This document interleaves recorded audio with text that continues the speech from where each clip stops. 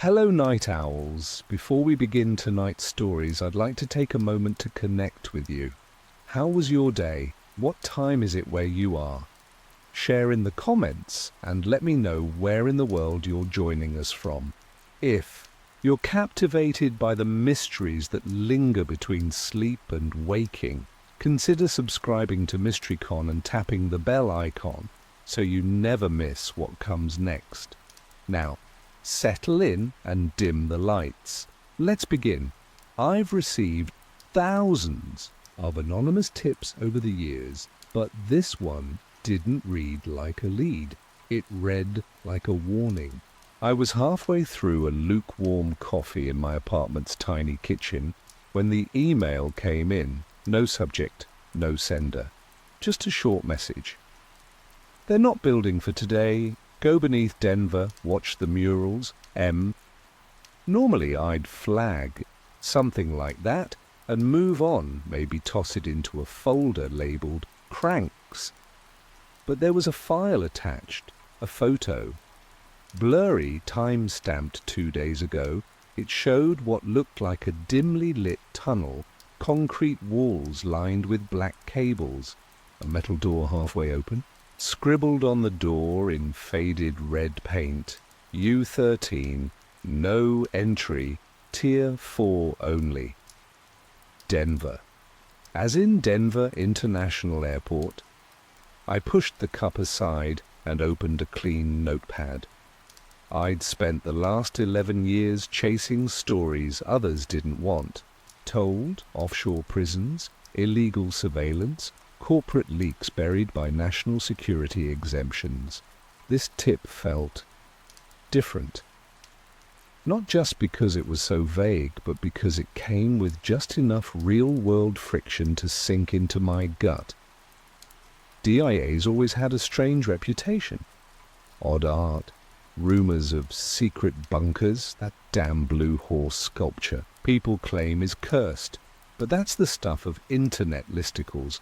Urban legends wrapped in clickbait.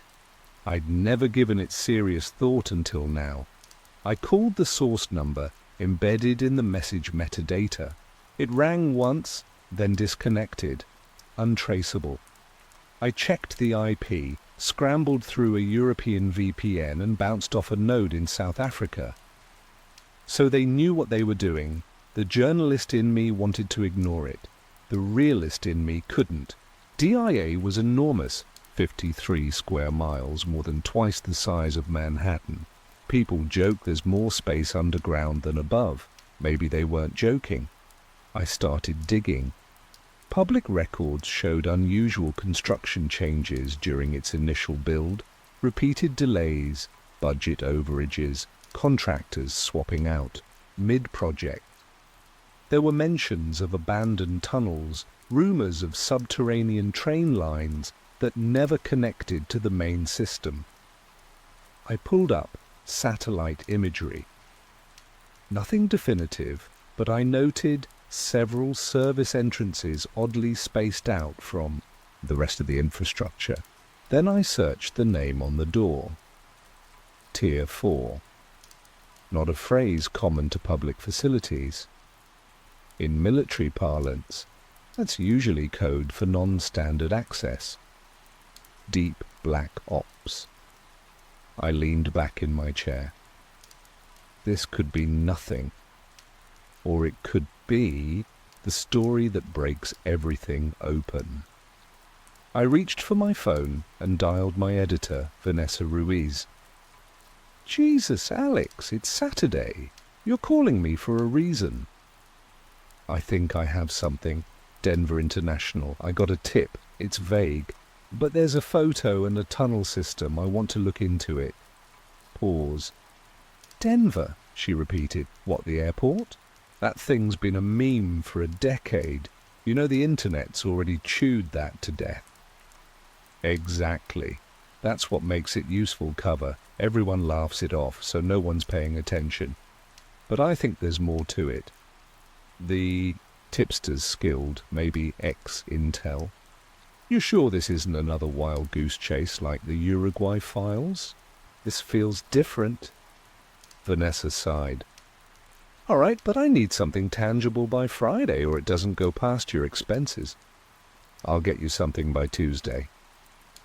After we hung up, I booked a one-way flight. I wouldn't be coming back right away. Not if this went where I thought it might. I packed light, burner phone, field recorder, press credentials, cash, no laptop, too traceable. I had an encrypted drive sewn into the lining of my coat. Years of practice. By the time I landed the next morning, Denver felt different, colder than the weather forecast.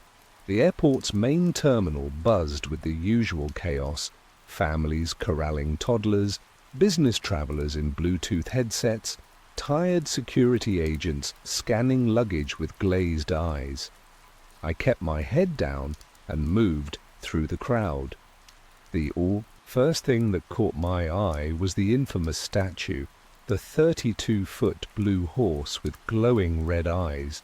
Locals call it Blucifer. It looked worse up close.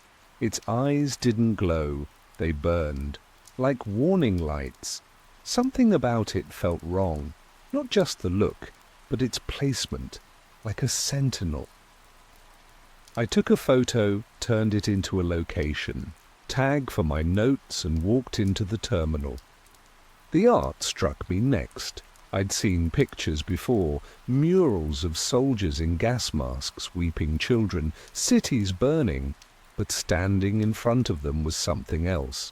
They weren't just provocative, they were intentional. Message hidden in madness, layered symbolism. I took time photographing each panel, noting the shadows, the shapes. Some symbols repeated, spirals, birds with 4 wings, and what looked like a stylized pyramid etched into backgrounds. I spotted a janitor watching me, older guy, worn coveralls, pushing a mop. When I caught his eye, he looked away, but not like he was shy. More like he didn't want to be seen noticing me. I followed at a distance. He moved with precision. He knew the space.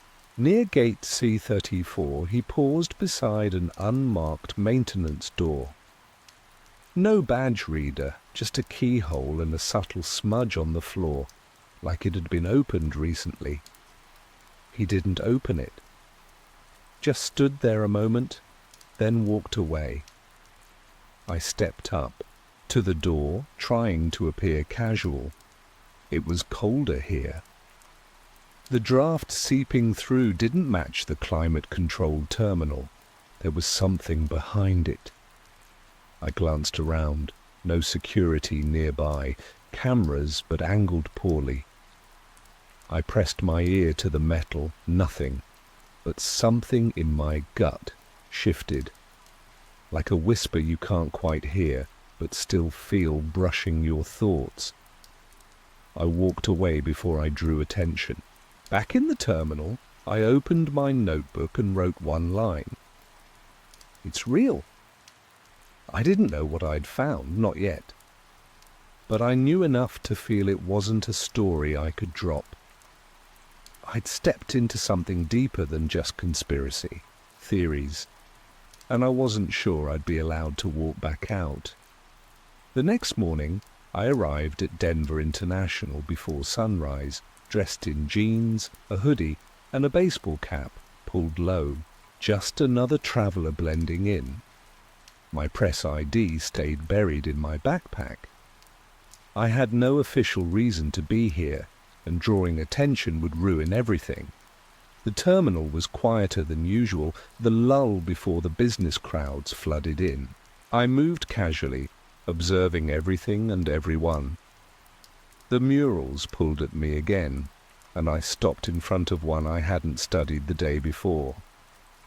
This one was darker, almost chaotic. A cityscape on fire, children lined up under a looming figure, wearing a gas mask, doves flying overhead with ribbons in their beaks.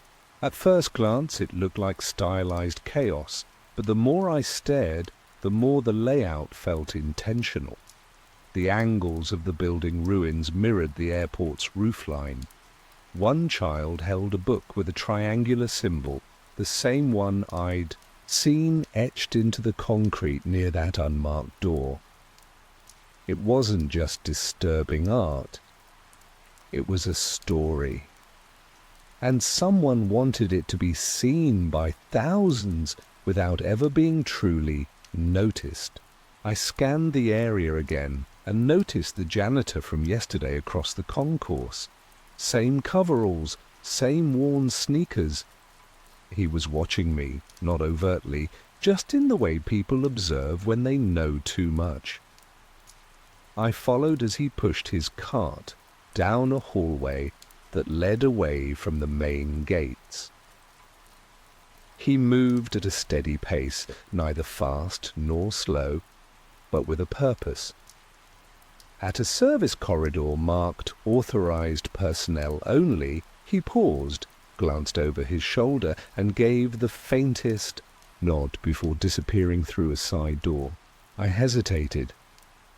Every instinct told me this was the moment. If I walked away, I might never see that door again. I stepped forward, checked for cameras, then pushed the door open. A narrow hallway stretched ahead, lit by flickering fluorescent lights. The air shifted, cooler, damp, metallic. I kept moving. The janitor was waiting at the end, leaning casually against the wall. He didn't introduce himself or ask who I was. "You're not with them," he said. "I can always tell." His voice was calm, quiet, like someone who had lived with secrets for too long. "I got a tip," I replied, "about this place, tunnels, projects, hidden levels." He nodded once, as if none of that surprised him. "You've seen the murals. You know this place was built for more than travel." I asked him who he worked for, and he smiled faintly. "Maintenance, officially. But I've been down here long enough to see things I wasn't supposed to. They don't look at people like me. That's their mistake." He led me deeper into the corridor, past a row of locked storage rooms. We reached a heavy metal door painted the same dull grey as the walls. No markings. Just a keypad with a small green light. He pulled a worn card from his pocket, swiped it, and the door clicked open. We stepped into a small room, windowless, filled with old utility equipment. Pipes hissed gently in the background.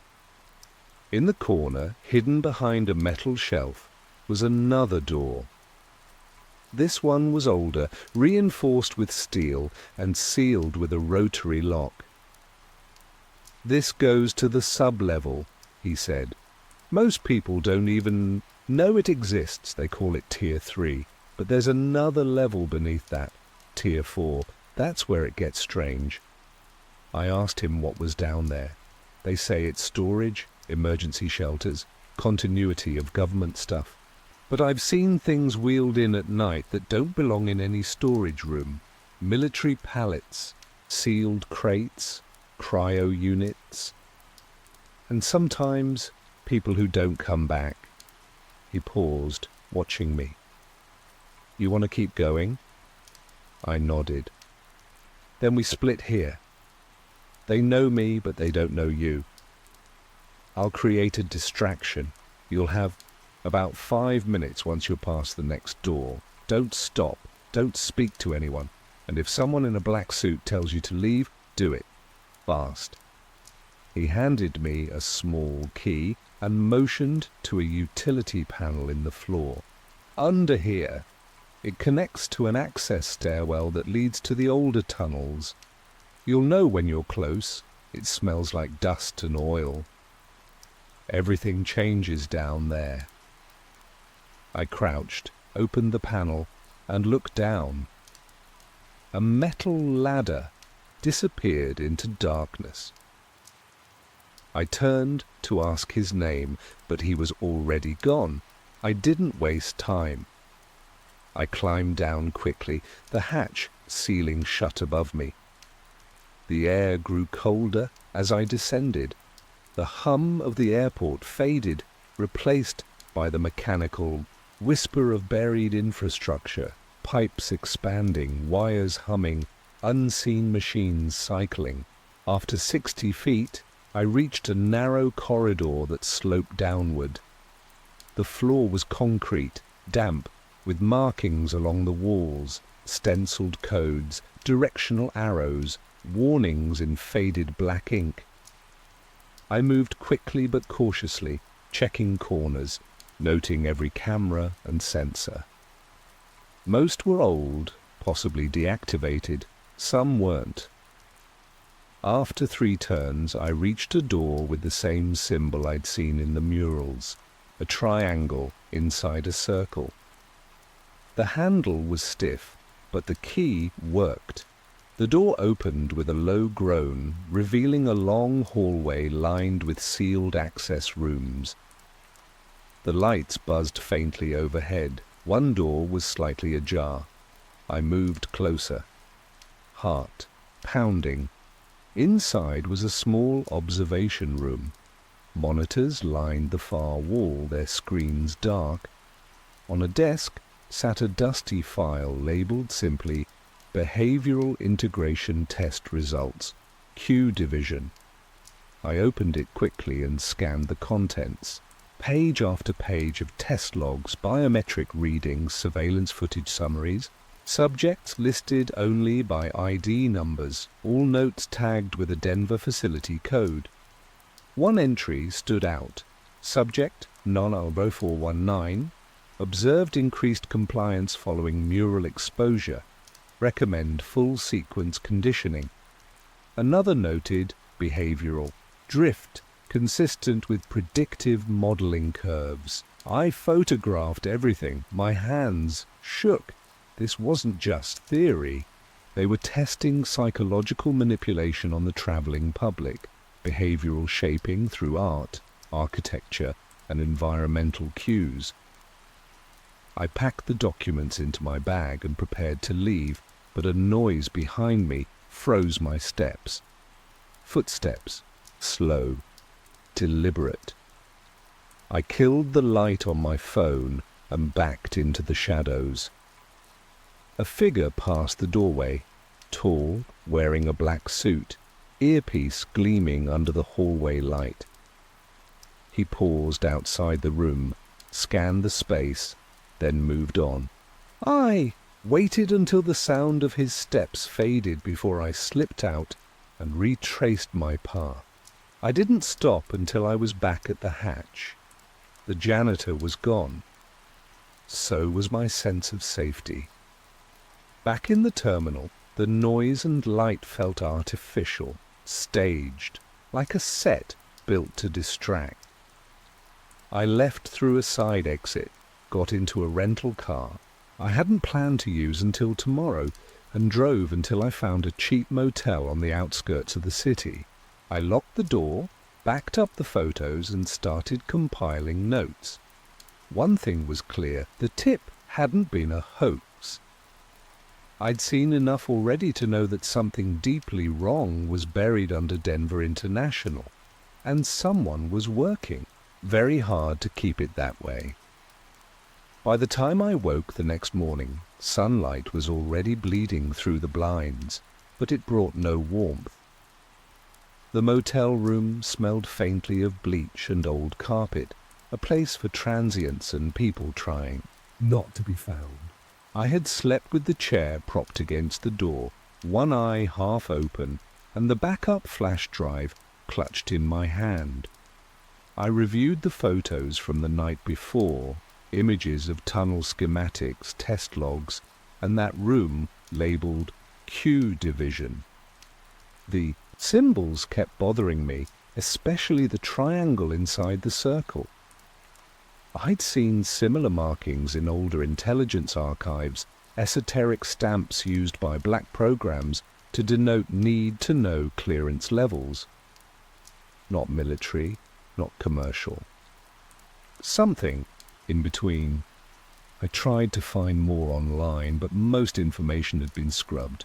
Forums discussing DIA's underground network had vanished or gone inactive. A few broken links, some archived posts, but nothing current. I made a note of a user handle I recognized from a leak forum 2 years ago, someone named Trace Signal. He'd claimed to be a contractor on a federal site with overlapping symbols. I sent a message through a secure channel. While waiting, I decided to return to the airport, but not inside. I needed a wider angle. DIA's design was too deliberate. Every wing, terminal, and mural placement felt coordinated. I parked in the Bay economy lot near a service road and hiked along the fence until I reached a hill overlooking the airfield. From that height, the entire layout resembled something architectural analysts once called subterranean priority planning. In short, building from the bottom up. That's when I noticed them. Small black domes scattered along the tarmac's edge, too far from any functional airport zones to be security cameras. They didn't face the airfield. They pointed inward toward the center of the property. Took photos. When I zoomed in, I saw faint ridges in the dirt nearby, circular outlines suggesting buried structures, at least 6 of them, arranged in a pattern too precise to be accidental. I backed away and returned to the car. On the drive, back into town, I received a reply from Trace Signal. It was a simple message. "You're close. Stop now, or they'll notice." Q Division isn't surveillance, it's interception. You don't want to be inside the feedback loop. I responded immediately, asking who they were and what. Q Division actually did. No reply. I burned the message and cleared the cache.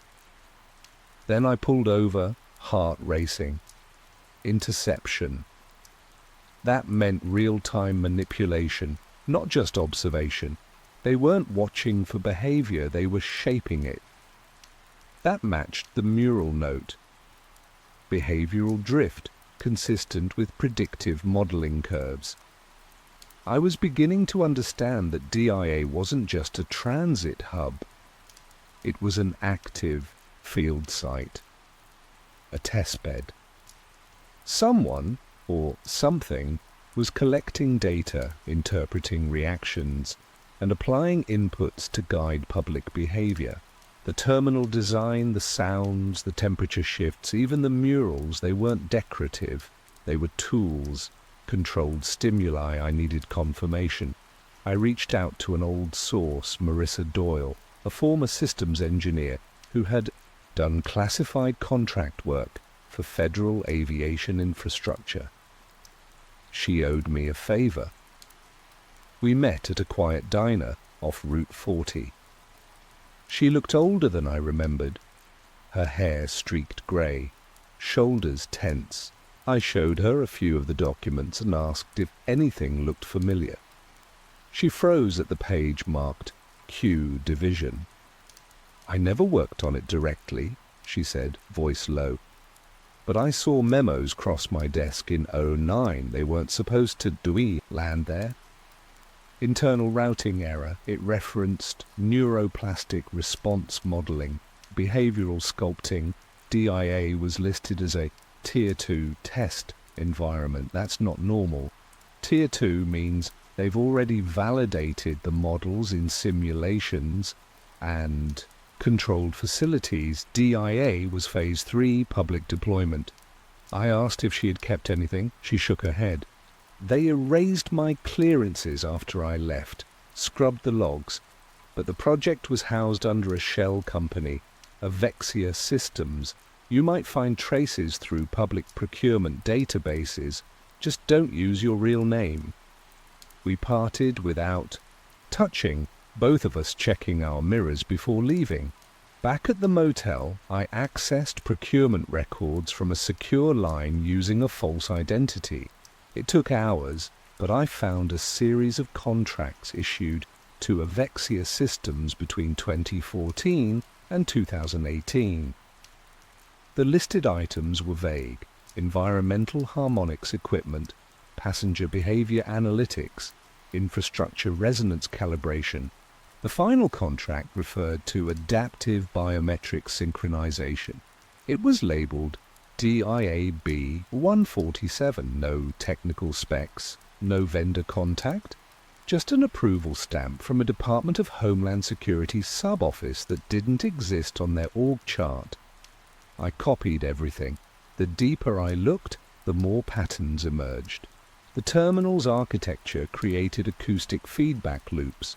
The carpet fibers had embedded sensor threads.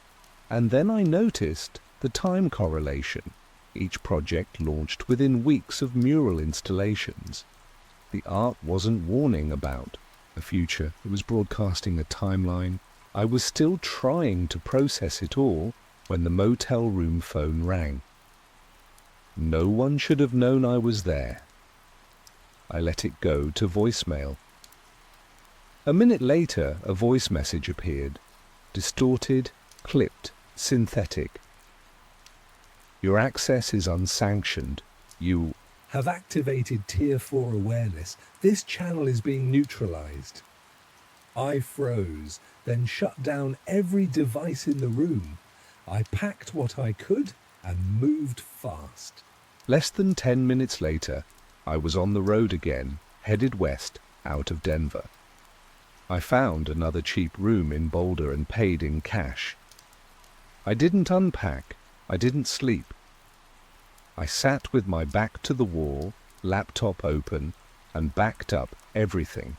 I had 3 encrypted drives. One stayed with me, the others I prepared to mail anonymously. They could cut access, but not all the copies. What shook me wasn't just the voice, it was the phrase Tier 4 awareness. It wasn't just a classification, it was a threshold. They weren't hiding the project anymore. I had crossed into something they monitored in real time, my searches, my questions, even my thoughts. If Q Division worked the way the document suggested, they were no longer watching me. They were adjusting what I would become. I didn't leave the room for the next 9 hours. Sleep was out of the question. Every few minutes I'd check the hallway through the peephole, heart racing at the sound of every car, every footstep. No one knocked, but I couldn't shake the feeling that something unseen had already found me. I kept my backups hidden and air-gapped my devices, isolating the laptop from any signal. I encrypted everything twice. Then I started looking into the names buried in the Avexia Systems contracts. Most were initials or aliases, but one kept appearing, R. Davin. It wasn't a real name, but I found a matching signature on an older FAA subcontract filed in a public archive. It was attached to an internal construction audit from the airport's early expansion phase, dated 2005. The report was vague, referencing seismic disruptions near the central terminal and recommending changes to the underground cable routing plan. What stood out wasn't the content, it was the classification stamp. Internal use only, Tier 3 Engineering Division. That tiering system again. I dug deeper and found a retired construction manager listed on one of the older permits, Nolan Becker. He hadn't worked since 2007, but public records showed he still lived in Colorado Springs. I made the 2-hour drive just after midnight, staying off the main highways and switching cars at a rental kiosk I'd reserved under a different name. Becker's house was a small, single-story ranch at the edge of a dry field. It looked abandoned, the porch sagging, mailbox missing. But a light was on inside. I parked 2 blocks away and approached on foot. The doorbell didn't work, so I knocked once. Then again, no answer. I turned to leave when the door cracked open. An older man stood. Behind it, eyes cautious but alert. "You're late," he said, voice raspy. I froze. "You knew I was coming." He nodded and stepped aside. Only a matter of time. Once someone opens Q's door, it echoes. I entered slowly. The house smelled like dust and burnt coffee. Maps were pinned to the walls, floor plans, tunnel routes, power schematics for the airport and surrounding land. Most were hand-marked with dates and annotations. In the center of the living room, an old drafting table was covered in notes. "You were part of the construction team?" I asked. "Not just part," he said, sitting heavily in a worn chair. "I signed off on the last underground segment they let civilians touch. After that it went black. No contractors, no blueprints. They brought in their own crews. No one local, no permits. And that's when the anomalies started." I asked. "What kind of anomalies?" "Equipment failure, seismic feedback. Weird harmonics in the concrete. We thought it was geological, until people started hearing things. Machines that weren't running, pressure shifts with no airflow, and always around the same depth, about 4 levels down." He pointed to a diagram on the wall, a cross-section of the airport's foundation. "They said it was for geothermal stabilization, but we were laying fiber, not drilling wells." I showed him one of the documents I had copied, the memo referencing adaptive biometric synchronization. His face tightened. "That's real. I saw the devices before they sealed the subfloors. Ceiling-mounted nodes, maybe infrared, maybe something else." The strange part was their placement.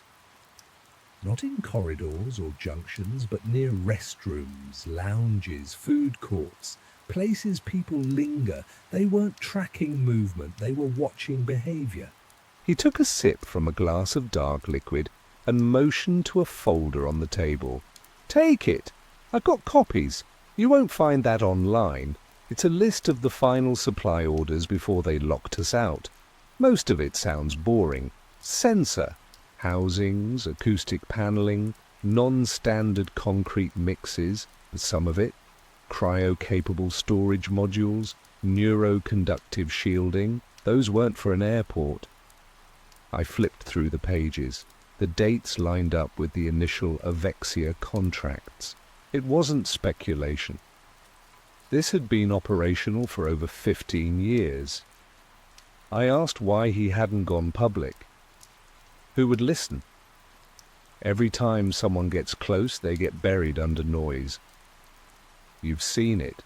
Conspiracy forums, satire articles, outlandish claims. It's not just misinformation, it's camouflage. If you bury the truth under enough absurdity, no one sees it anymore. His words stayed with me the whole drive back. He wasn't paranoid. He was methodical. His details matched mine exactly, down to the terminology. If he was right, this wasn't just an isolated facility. It was a controlled narrative. Every joke about lizard people, every wild theory about secret bunkers, engineered distractions. I returned to the Boulder Motel just before dawn and uploaded Becker's documents to my encrypted server. Then I started cross-referencing airport expansion dates with federal emergency procurement spikes. The patterns were subtle, but undeniable. Each expansion coincided with a classified spending surge under the National Continuity Framework. On the surface, it looked like standard disaster preparedness, but the items listed didn't match the budget categories. Why would emergency funding cover neural calibration modules or passive cognition mapping arrays? I compiled the evidence and created a secure folder labeled Infrastructure Phase Nexus. It wasn't just a conspiracy, it was an ecosystem, designed, deployed, and hidden in plain sight. Around mid-morning, I received another message from Trace Signal. This one was clearer. They think in patterns. If you can see the pattern, you've already interfered. The next layer isn't built for you. Walk carefully. I didn't reply. The tone had changed. Less warning, more consequence. I reviewed the footage from my original tunnel incursion, scanning frame by frame. That's when I noticed it. In the upper left corner of one shot, behind the observation window, a faint reflection. A face. Watching. It wasn't one of the men in suits. It didn't match any known airport personnel. No badge, no uniform, just a still expression and eyes that never blinked. I zoomed in. The timestamp was 20 seconds after I had entered the room. I had never seen or heard anyone approach. The hallway had been empty, but someone or something had been behind the glass the entire time. I saved the image and marked the file. This wasn't just surveillance, it was a presence. Silent, embedded, and watching more than just movement. It was watching thought. The next 48 hours were a blur of controlled panic and compulsive research. I barely slept, operating in bursts of caffeine and adrenaline, bouncing between secure files, audio recordings, procurement lists, and engineering diagrams. I kept the curtains drawn and my devices isolated, using offline backups to cross-verify everything I had. The reflection in the glass haunted me. Who or what had been watching? I checked the footage again. No distortion, no light anomaly, just a figure that shouldn't have been there. It confirmed what I already feared. My investigation wasn't just under surveillance, it was being managed. I needed evidence beyond schematics and theories, something irrefutable, something physical. I made contact with a former federal contractor I'd met years earlier during a data breach case in Utah. His name was Thomas Key, a digital security specialist who had been blacklisted after leaking proof of a biometric indexing program at an international transit hub. When I called using a burner device, he answered after 2 rings, no greeting, just a flat, "How far down are you?" I told him what I had. He didn't sound surprised.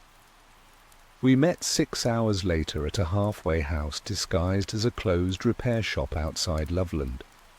He led me through a rear service corridor and into a windowless room filled with server towers and disconnected monitors. "They don't keep real records anymore," he said, motioning to a terminal already booted.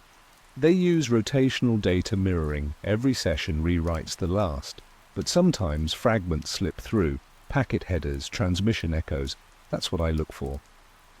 He tapped a key and pulled up a string of entries marked with DIA. "Node tags. This is a bandwidth spike from a protected subnet inside the airport's infrastructure hub, buried behind 5 layers of obfuscation. On the surface, it looks like environmental control, telemetry, air pressure, humidity, HVAC behavior. But there's signal drift in the logs. That only happens when feedback is being actively manipulated. They're not just tracking behavior. Inside the terminal, they're feeding input back into the environment in real time." He turned the screen. "Look here, this line, modulated response loop flag, positive drift, phase 2. That's conditioning. They're programming. Mood baselines. It's not experimental anymore. It's deployment." I asked if he could isolate where the signals were originating. He nodded. There's one node that stands out, located under what used to be the North Baggage sector. Doesn't exist on modern blueprints. It's listed as storage, but it's pulling 30 times more data than any other system in the airport. That's where they're running the operation. I leaned in. Can you get me in? He hesitated, then handed me a drive. This has spoofed access credentials. They're old, but they might get you through the maintenance level. Beyond that, you're on your own. If you're caught, you weren't supposed to exist. I left without saying more. By the time I reached the airport's perimeter, dusk had set in, and the sky burned orange behind the mountains. I drove into a long-term parking lot, walked a quarter-mile along a service road, and found an unmonitored section of fence near a weather station node. Using a small cutting tool, I slipped through and moved across the rear lot toward a utility entrance I had mapped the night before. I reached a door marked Air Handling Sector 9 and swiped the drive through the reader. The light blinked yellow, then green. I slipped inside. The air was thick with dust and machine oil. Pipes lined the ceiling, and fluorescent lights buzzed faintly overhead.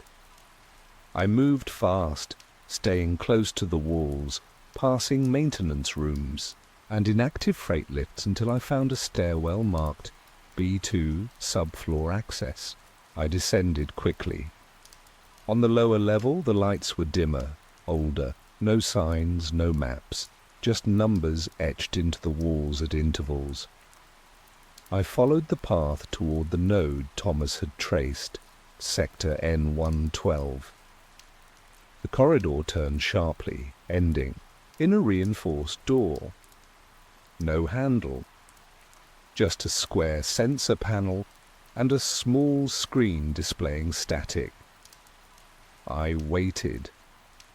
After 10 seconds, the screen flickered to life and showed a single line of text. Access, key required, echo protocol enabled. I inserted the drive. The screen blinked once. Then the door unlocked with a slow mechanical hiss. I stepped inside and froze. The room was large, silent, and cold. Racks of machines filled the space, each lined with small lights, most pulsing, in slow rhythm. In the center stood a workstation, its monitor active, displaying biometric data scrolling in columns, pulse, skin conductivity, EEG patterns. At first, I assumed it was test data. Then I realized the timestamps were live. Real-time monitoring of hundreds, possibly thousands, of individuals. I recognized the identifiers, airport gate numbers, flight codes, timestamps matching the previous day's activity logs. They were tracking people in the terminal, monitoring emotional states. I moved to another screen and opened the session archive. Each user had a profile, not just physical data, but psychological tags, susceptibility indexes, linguistic bias profiles, behavioral predictions. It was predictive modeling at the individual level applied in real time. I transferred as much as I could onto a second drive, then heard something shift behind me, a faint mechanical whir. I ducked behind a server rack. The door opened. A figure entered, dressed in grey coveralls with no insignia. He walked slowly, head scanning, as if listening for something beyond sound. He passed within 3 feet of me, but didn't stop. Instead, he approached the workstation, tapped a few keys, then whispered a phrase under his breath I barely caught. Pulse integrity stable. No anomalies. Then he left.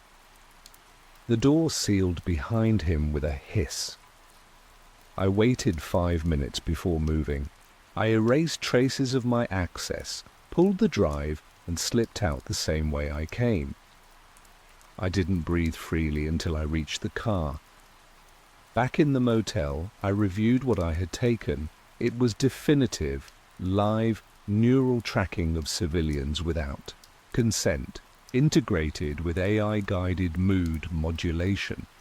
The architecture of the system wasn't designed for data. It was designed for control, not in theory, in practice. Tomorrow, I will meet someone who claimed to have built the initial framework. A whistleblower. If he was real, he would confirm everything. If he wasn't, I was already too far in to stop. I met the whistleblower in a neutral location, and the abandoned church at the edge of the city, its wooden frames sagging under the weight of forgotten years. He contacted me through a secure drop, using a passphrase tied to the Echo protocol. No name, no background, just a time and place. I arrived before dawn, the air damp and cold, a thin mist clinging to the weeds that had overgrown the lot. The man who greeted me was older than I expected, mid-50s, sharp-eyed but cautious. He wore a simple jacket, carried no electronics, and offered nothing that could be traced. He introduced himself only as Garrett and got straight to the point.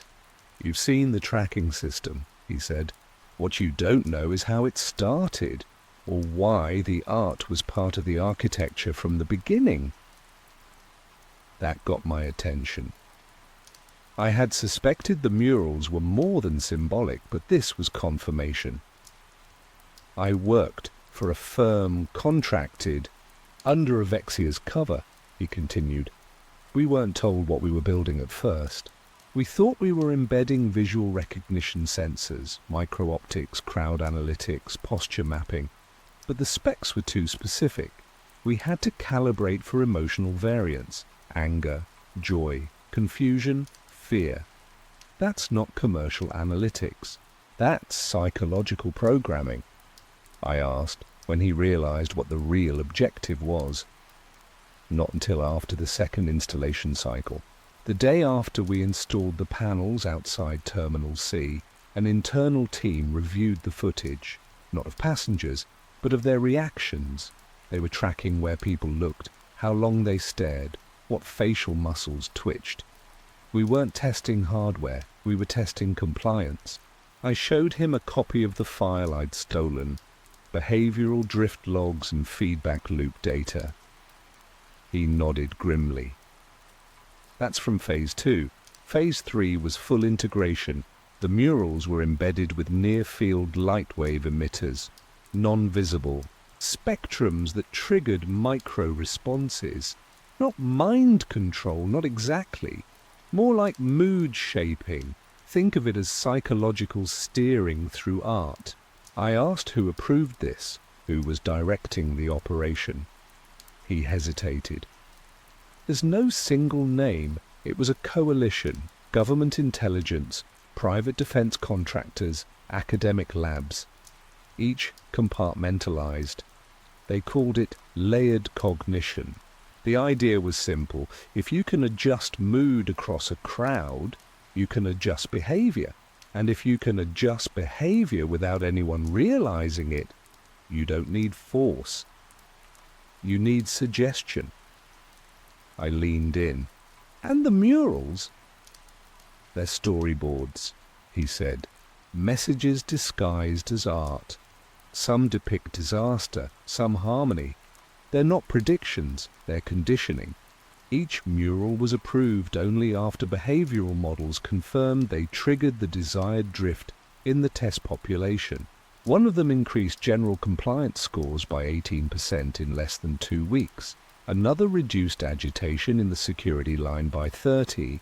The patterns were precise. It wasn't art. It was infrastructure. I asked if there was a central theory behind it all. He pulled out a small printed packet of notes, no digital copies, just paper. At the top was a phrase I hadn't seen before. Project Morpheus, Integrated Visual Conditioning Framework. The notes outlined early proposals dating back to 2001, seeded under post-9/11 emergency funding. They proposed the use of public art not for beautification, but for psychological alignment. The theory was that visual exposure could reset mental baselines. Over time, travelers would associate certain imagery with calm, order, or obedience. When repeated enough, those responses became instinctive, and when linked to spatial orientation, entrances, checkpoints, waiting areas, they became automatic. It was elegant, terrifyingly so. I asked why he was telling me all this now. Because it's expanding, he said. DIA was the prototype, but the model worked.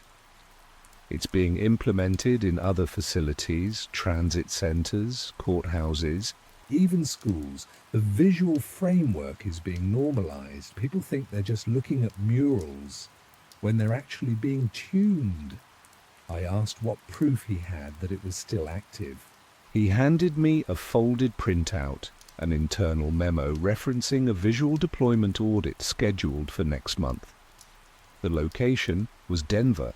The note included a reference code, VIS DIA C3 ROT. That's the third rotation of the Terminal C mural, he said. They rotate them every 3 years. The next sequence includes new patterns, shapes, symbols, emotional vectors. I've seen the test footage. The new panels produce near-instant pupil dilation, elevated alpha waves. People's brains are responding before they even consciously process the image. I asked how the public could be exposed to something so invasive without protest. Because it's invisible, he said. It's not a weapon, it's not a law, it's a feeling, a subtle unease when you walk into a space, a sense that you should hurry or relax or stay quiet. Most people never question it. That's the point.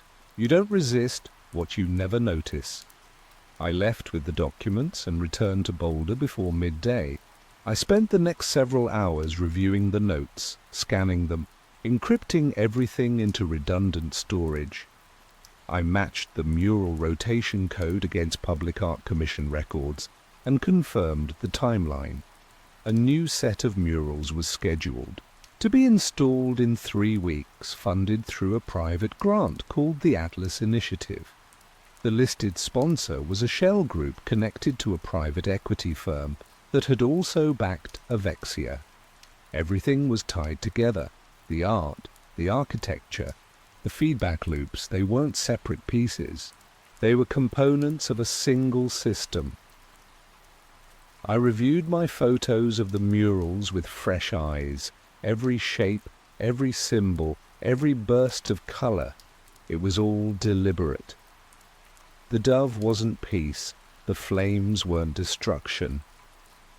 They were triggers, just like the triangle inside the circle. I had assumed the airport's strange design was hiding something beneath the surface.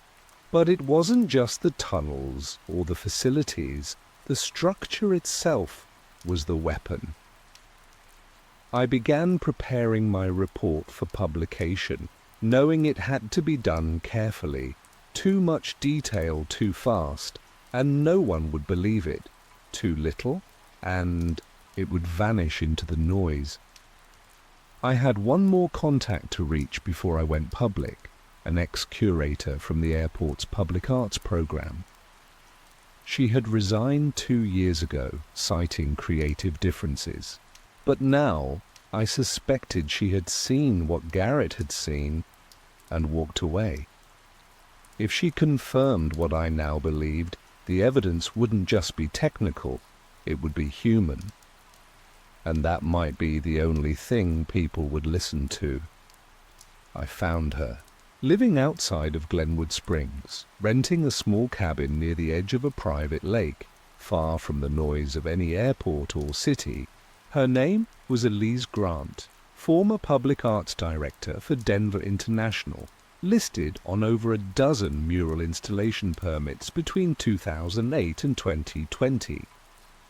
I called from a secure line using a mutual contact as reference, and after a long pause, she told me to come in person and bring no electronics.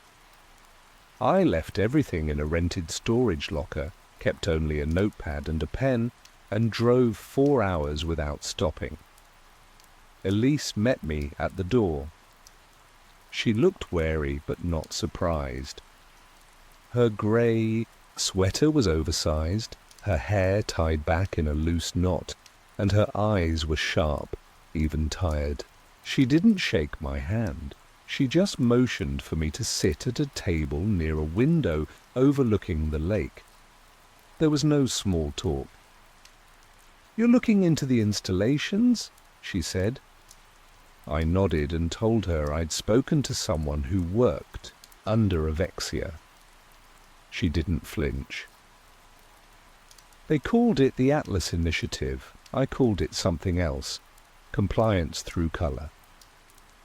She poured tea without asking if I wanted any and sat across from me. We were told they wanted provocative, diverse pieces, art that reflected our times, but the approvals never made sense. Every submission had to pass through a secondary review board. Not artists, not architects, consultants, behavioural analysts. I never met them. Everything came back with adjustments, shapes softened here, angles emphasized there. Colours were never optional.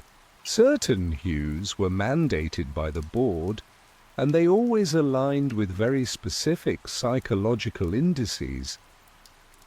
I asked if she'd ever questioned the purpose. She nodded. At first I thought it was just bureaucratic meddling. Then I started noticing something else. Travellers would stop in front of certain murals, not because they liked them, but because they couldn't look away. Some would grow visibly agitated, others would linger, calm, almost sedated. And the oddest thing, security, incidents dropped around newly installed panels, not immediately, but within weeks, consistently.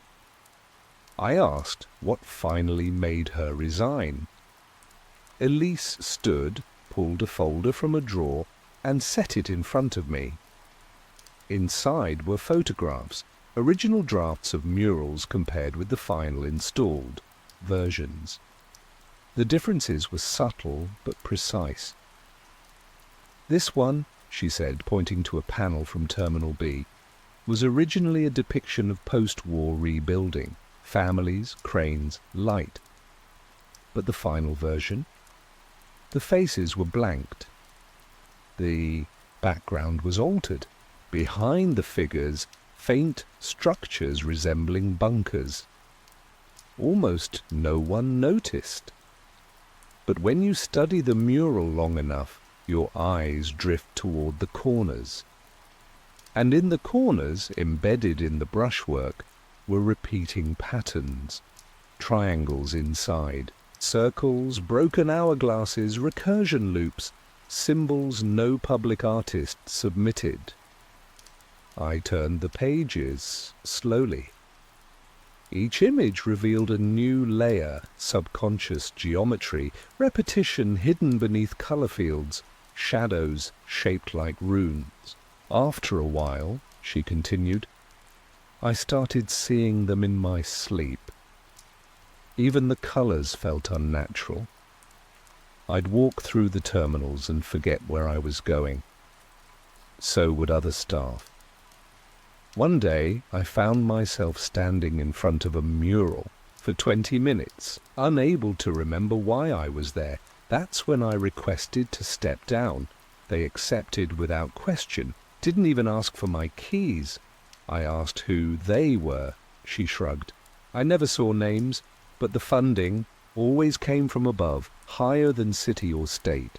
Private grants, federal coordination. One memo referred to the site as an autonomous cultural conditioning node. That's not airport language. That's control system design. I asked if she believed the murals were linked to a larger plan. She nodded slowly.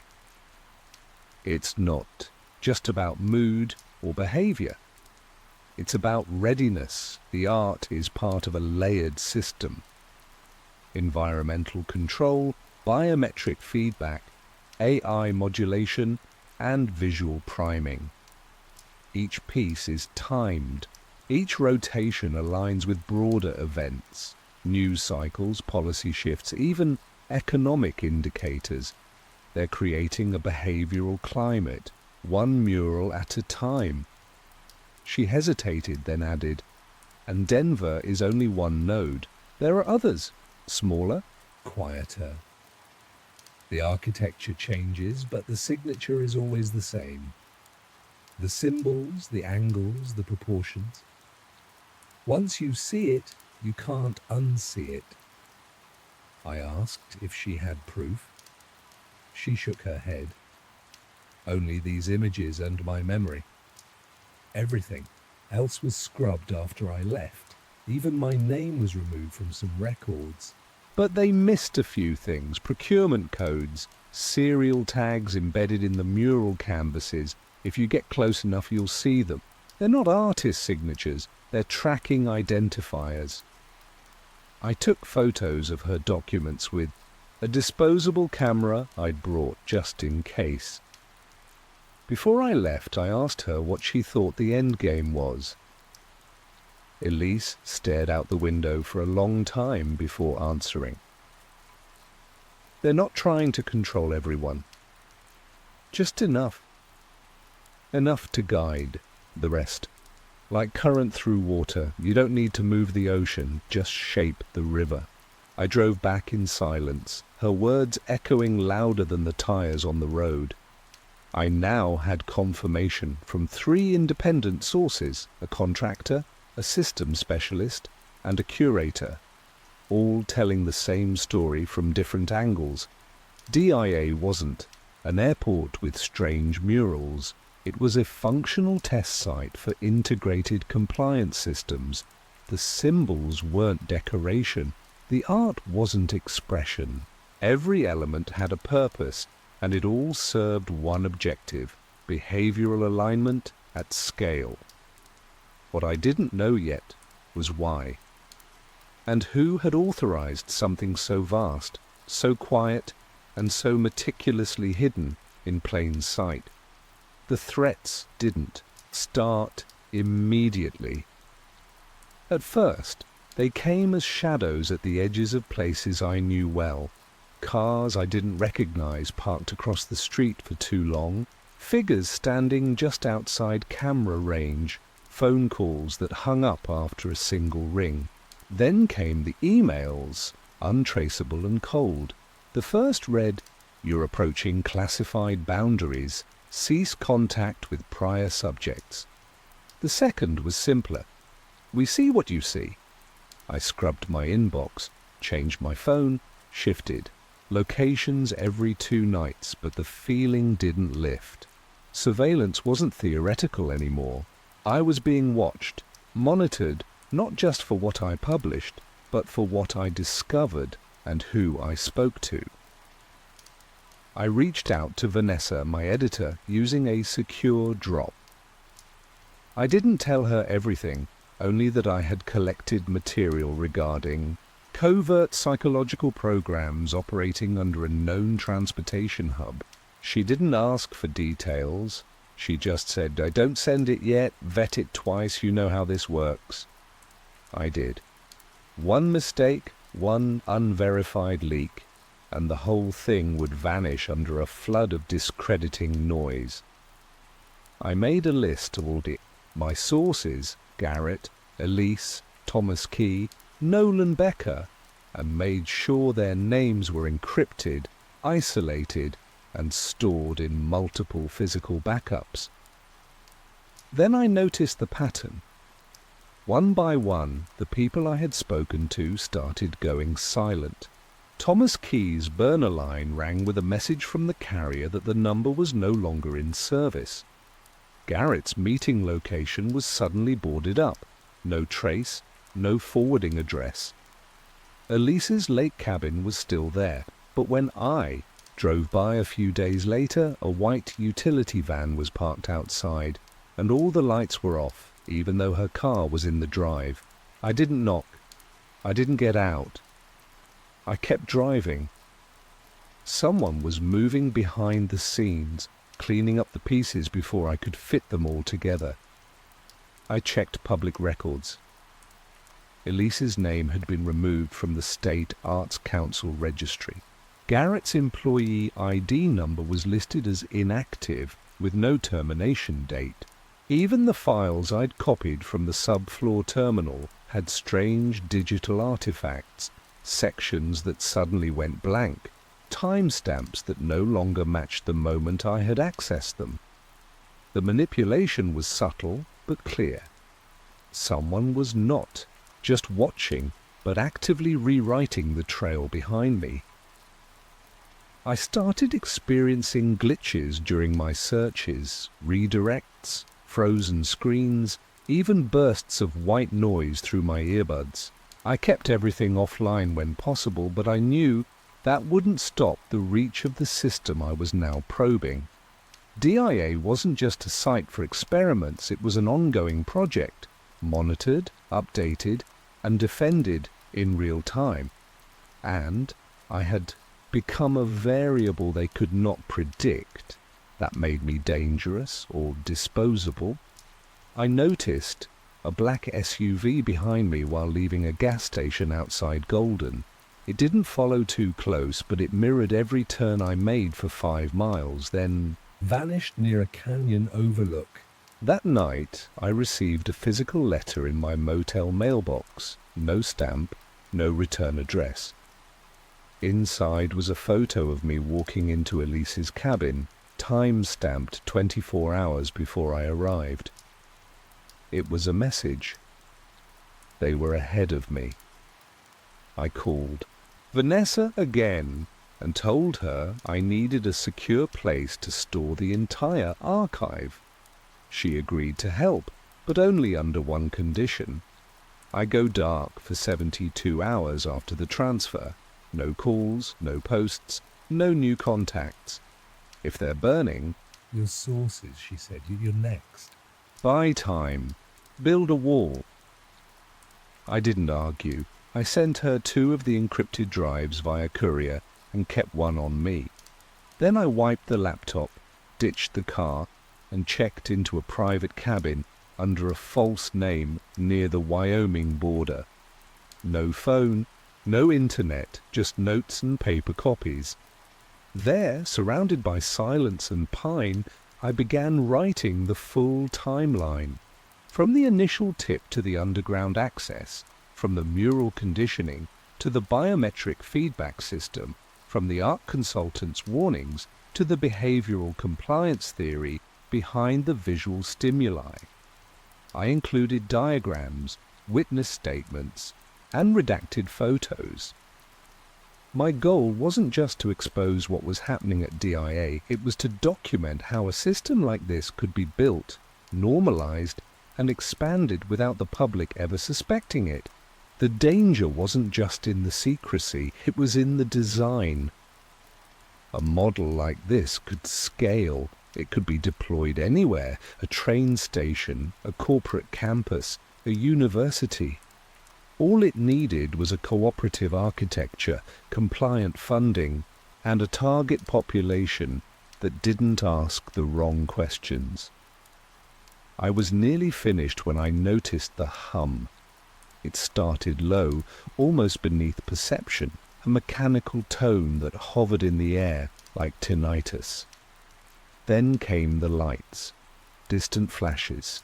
Behind the trees, not lightning, not traffic, controlled pulses in a fixed rhythm. I shut everything down, packed the notes, and moved to the crawl space beneath the floorboards. An hour passed before the light stopped. Another hour before the hum faded. I waited until morning to climb out. The woods were silent again, but The message was clear. This wasn't paranoia, it was protocol. They weren't just warning me, they were rehearsing something, calibrating a response. I had crossed a line that could no longer be uncrossed. When I returned to my car, there was a new mark etched into the dust of the rear window. A single symbol, a triangle, inside a circle. The system knew exactly where I was, and it wanted me to understand that my investigation wasn't just a threat to their secrecy, it was a disruption to their control. From that point forward, every step would be tracked, every movement measured, and the only way to finish this story was to stay ahead of the pattern, even as it tried to fold around me. I waited 3 days before returning to Denver, moving through back roads and rural highways to avoid surveillance. The final lead I had left was buried in the schematics Becker had given me weeks earlier, an old access shaft mislabeled during the original construction phase, never included in the updated digital maps. It was located beyond the western perimeter of the airport, where utility tunnels intersected with older infrastructure abandoned after the initial build. I arrived just before midnight under heavy cloud cover, parked my car off a dirt service road, and hiked half a mile along a dried creek bed. The shaft entrance had once been covered by a concrete barrier, but erosion had cracked the earth open, revealing a rusted ladder descending into the dark. I checked for motion sensors, found none, and climbed down slowly, each rung creaking under my weight. The temperature dropped with every foot, and by the time my boots hit solid ground, the air had changed, denser, colder, and filled with the faint metallic tang of oxidized machinery. I activated a red-filtered flashlight and followed the tunnel east. The walls were lined with dormant conduits and thick insulated piping, the kind used for old HVAC systems or backup power relays. After a quarter mile, I reached a bulkhead door, marked Emergency Sector 4B, Level Access Restricted. The keypad was inactive, but the mechanical lock had been broken from the inside. I pushed through, and the sound changed. The echo of my steps became flatter, the air more still, as if the space ahead absorbed sound. I passed through a narrow corridor, turned left, and entered a chamber larger than any sub-level I had seen before. It was not a service tunnel. It was a constructed facility, clearly operational. The room was lined with transparent panels revealing observation bays, each fitted with curved recliners and embedded biometric readers. Inside several of the bays, mannequins lay motionless, except they weren't mannequins. Their skin looked real, hair intact, eyes partially open, but unfocused. I stepped closer and read the label etched into the glass. Cognitive Simulation Phase 5, Volunteer Class. Below that, a line of text read, Subject Status, Passive Loop. Each figure was attached to a neural interface at the base of the skull, and subtle lights pulsed along the cords, indicating active transmission. I moved to the central terminal and accessed the main console, which surprisingly had no password. It opened directly to a system dashboard labeled Cortex Link, Feedback Command Layer. Real-time data streamed across the screen. Brainwave, activity, pupil dilation, autonomic responses. The display showed recorded sessions linked to specific time blocks and event triggers. I scrolled through the logs and saw terms that matched what I had found earlier. Visual Conditioning Loop A, Auditory Subliminal QC, Emotional Reinforcement Track 9. Every entry corresponded with public event dates, travel, surges, and high-stress windows, holiday weekends, political demonstrations, national alerts. They were testing more than responses. They were predicting behavioral collapse and resilience patterns under controlled psychological stress. I opened one of the live feeds. The view shifted to a hidden room I didn't recognize, where a single subject sat upright in a padded chair, eyes fixed on a monitor displaying abstract shapes in slow, fluid motion. Every few seconds, the color shifted. I watched his heart rate spike and fall in tandem with the transitions. The screen noted a behavioral tag, pre-directive acceptance 78%. I backed out of the feed and downloaded everything I could. My drive filled fast, but the priority was evidence, video clips, schematic overlays, and session reports. Just as I initiated the final transfer, the terminal flickered. A system notification appeared. Unauthorized session detected. Tracing in progress. I pulled the drive and killed the console. Lights in the hallway turned red, and I heard movement in the distance. I grabbed my pack and sprinted back toward the shaft. Behind me, I heard the dull hum of machines activating, footsteps too fast, and even to be human, closing in. I reached the ladder and climbed, the metal cold and slick under my hands. Just as I pulled myself out, a burst of static exploded in my ears. I checked my gear. Nothing was broadcasting. The noise wasn't from my equipment. It was in the air itself. I sprinted through the brush, reached the car, and drove without headlights until I cleared the perimeter. The sound faded as I reached the outskirts of the city. By dawn, I was in a secure location provided by Vanessa, a pre-wired safe house, used during prior investigations. I connected my drive and reviewed the footage. It was worse than I thought. Some of the subjects were not volunteers. Hidden in the metadata were intake logs referencing Class 3 acquisitions, civilian incidental. Those terms matched documents from old intelligence files, people flagged during psychological screening at checkpoints, airport incidents, or security interviews. They had been removed under quiet medical pretexts and rerouted into simulation phases for behavioral testing. Some had been under observation for years, others disappeared within days of flagged anomalies. Their profiles were sanitized from public systems, often replaced with travel records that appeared real but lacked confirmed sightings. I had proof not just of testing, but of extraction. DIA's hidden levels weren't simply infrastructure. They were operational assets, labs buried beneath an airport, simulating mass compliance, suppression thresholds, and adaptive emotional conditioning under the guise of national safety. The implications were global. If this system could be deployed here, it could be replicated in any city, any transport hub, any space where architecture and public access could be manipulated, and no one would question it. The murals were just a front door. The AI control loops, the biometric profiling, the full simulation cycles. That was the real project. My report would need to be more than a story. It would have to be a broadcast, a leak wide enough to reach beyond suppression.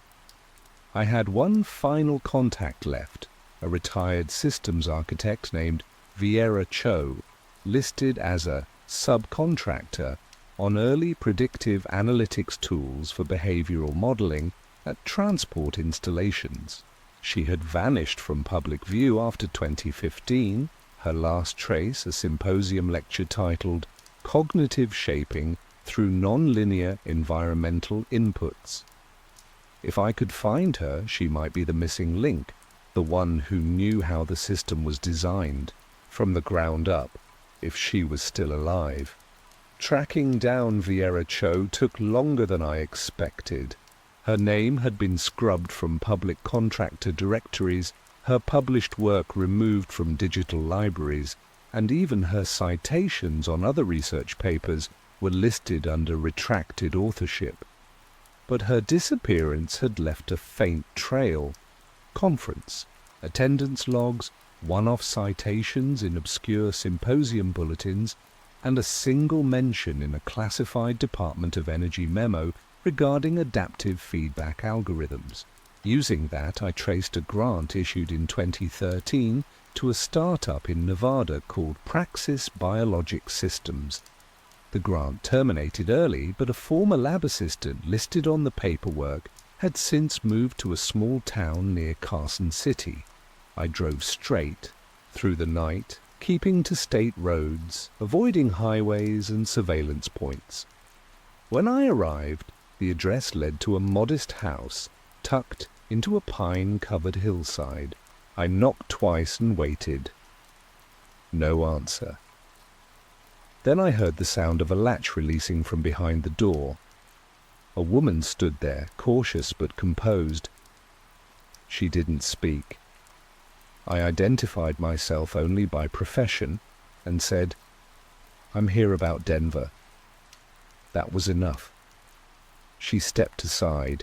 Vieira Cho looked older than her last known photo, lines deeper, eyes sharper. Her house was spare and quiet, filled with paper instead of electronics. She kept all her files printed, all her notes handwritten. I sat across from her at a worn wooden table while she laid out a faded binder labeled Nexus 4 Predictive Integration Layer.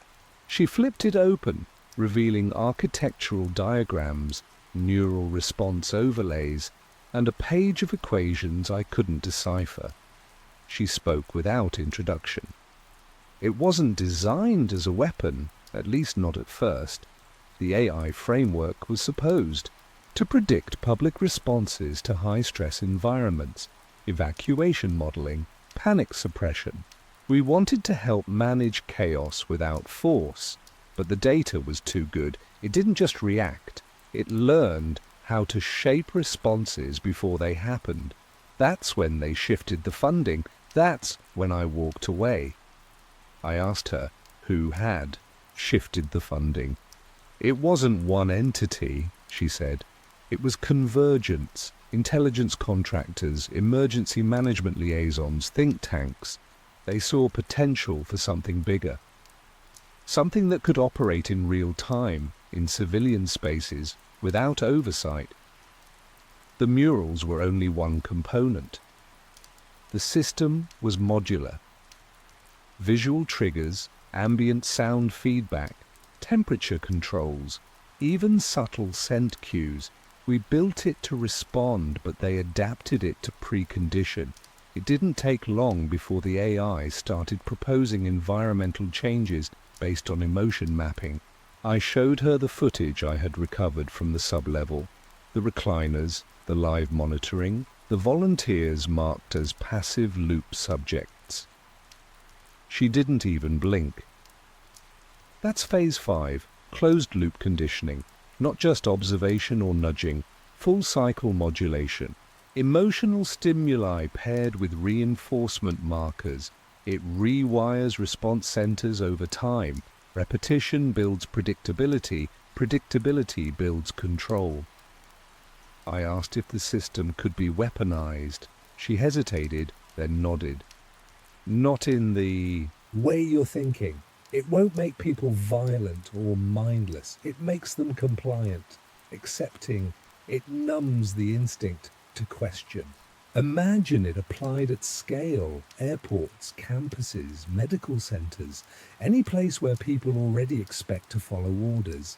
The system doesn't need to tell them what to do. It just makes them less likely to resist.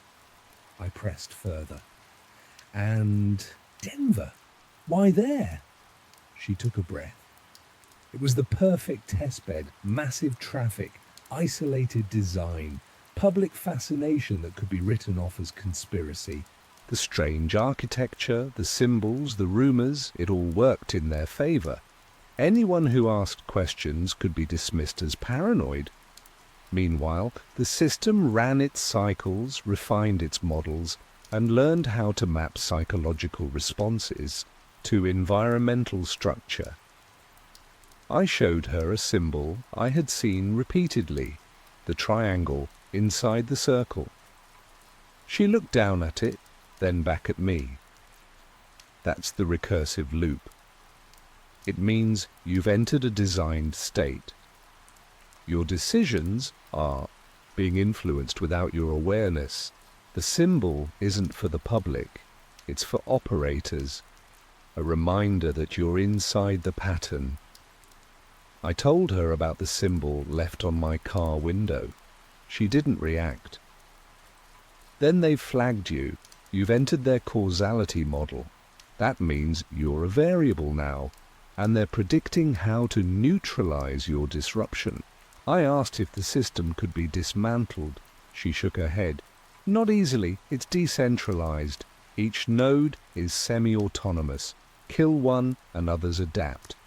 But if you can expose its architecture, show how the triggers work, where the data flows, who pulls the levers, then you can disrupt public trust. And once people recognize the patterns, the conditioning weakens. She handed me the binder. You'll find proof in there. Source code fragments, procurement trails, operator logs. Some of it's outdated, but the structure hasn't changed. Just don't wait too long. Once they activate end-stage alignment, the system goes full automation. No more human intervention, just recursive feedback loops correcting non-compliance. Until deviation stops. I left as night fell, the binder strapped tightly in my bag. The sky above was empty, the road ahead dark and narrow.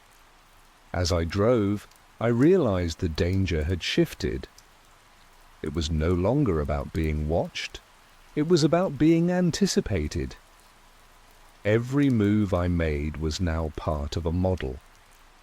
Every contact I reached, every route I took, every moment I hesitated, they were already calculating responses. I was no longer outside the system, I was inside it.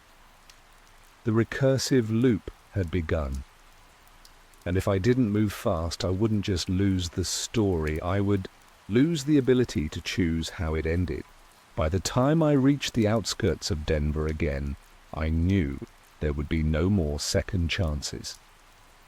The documents Viera Cho had given me contained internal memos referencing human experimentation, but not in abstract terms. They listed subject, batches, environmental conditions, neural response data, and behavior modification outcomes. What chilled me most was the language, sterile, procedural, cold. Subjects weren't referred to by name or condition, but by function. Group A, resistance mapping. Group B, obedience saturation. It confirmed what I had feared from the moment I saw the unconscious figures inside the sub-level facility. These weren't volunteers. They were civilians taken under the guise of behavioral study and looped into closed systems for psychological reprogramming. I drove straight to one of the older industrial zones near the airport, where a decommissioned utility tunnel was rumored to connect to a bypass route that accessed the facility's lowest tier. I parked several blocks away, moved on foot through alleyways and scrubland, and found the entrance behind a collapsed freight platform. The tunnel sloped downward for nearly a mile. At the base was a steel hatch, unmarked but recently maintained. I bypassed the lock using one of the tools Thomas Key had once shown me. Beyond the hatch, the air shifted, thicker, humming faintly with the low, mechanical pulse of a system running deep beneath the surface. I descended 3 levels until I reached a sealed door labeled Level 7, Adaptive Integration Wing. It opened to a long corridor illuminated by pulsing white light panels embedded in the floor. On each side were observation rooms, many dark, but some glowing softly.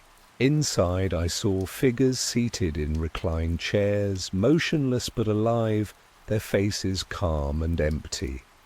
Some were strapped at the wrists, others not.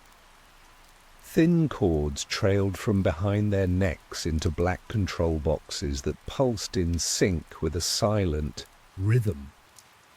I moved quickly, recording what I could with a pen camera hidden in my collar. I reached the end of the corridor and entered a control room. What I saw stopped me cold. On the central monitor was a rotating schematic, human, cognitive pathways overlaid with artificial enhancement nodes. The system wasn't just studying neural responses, it was modifying them. The term NLP enhancement loop repeated across the logs. Natural language processing combined with emotional priming, delivering subliminal commands layered into the subject's own thought cycles. These weren't test subjects. They were templates.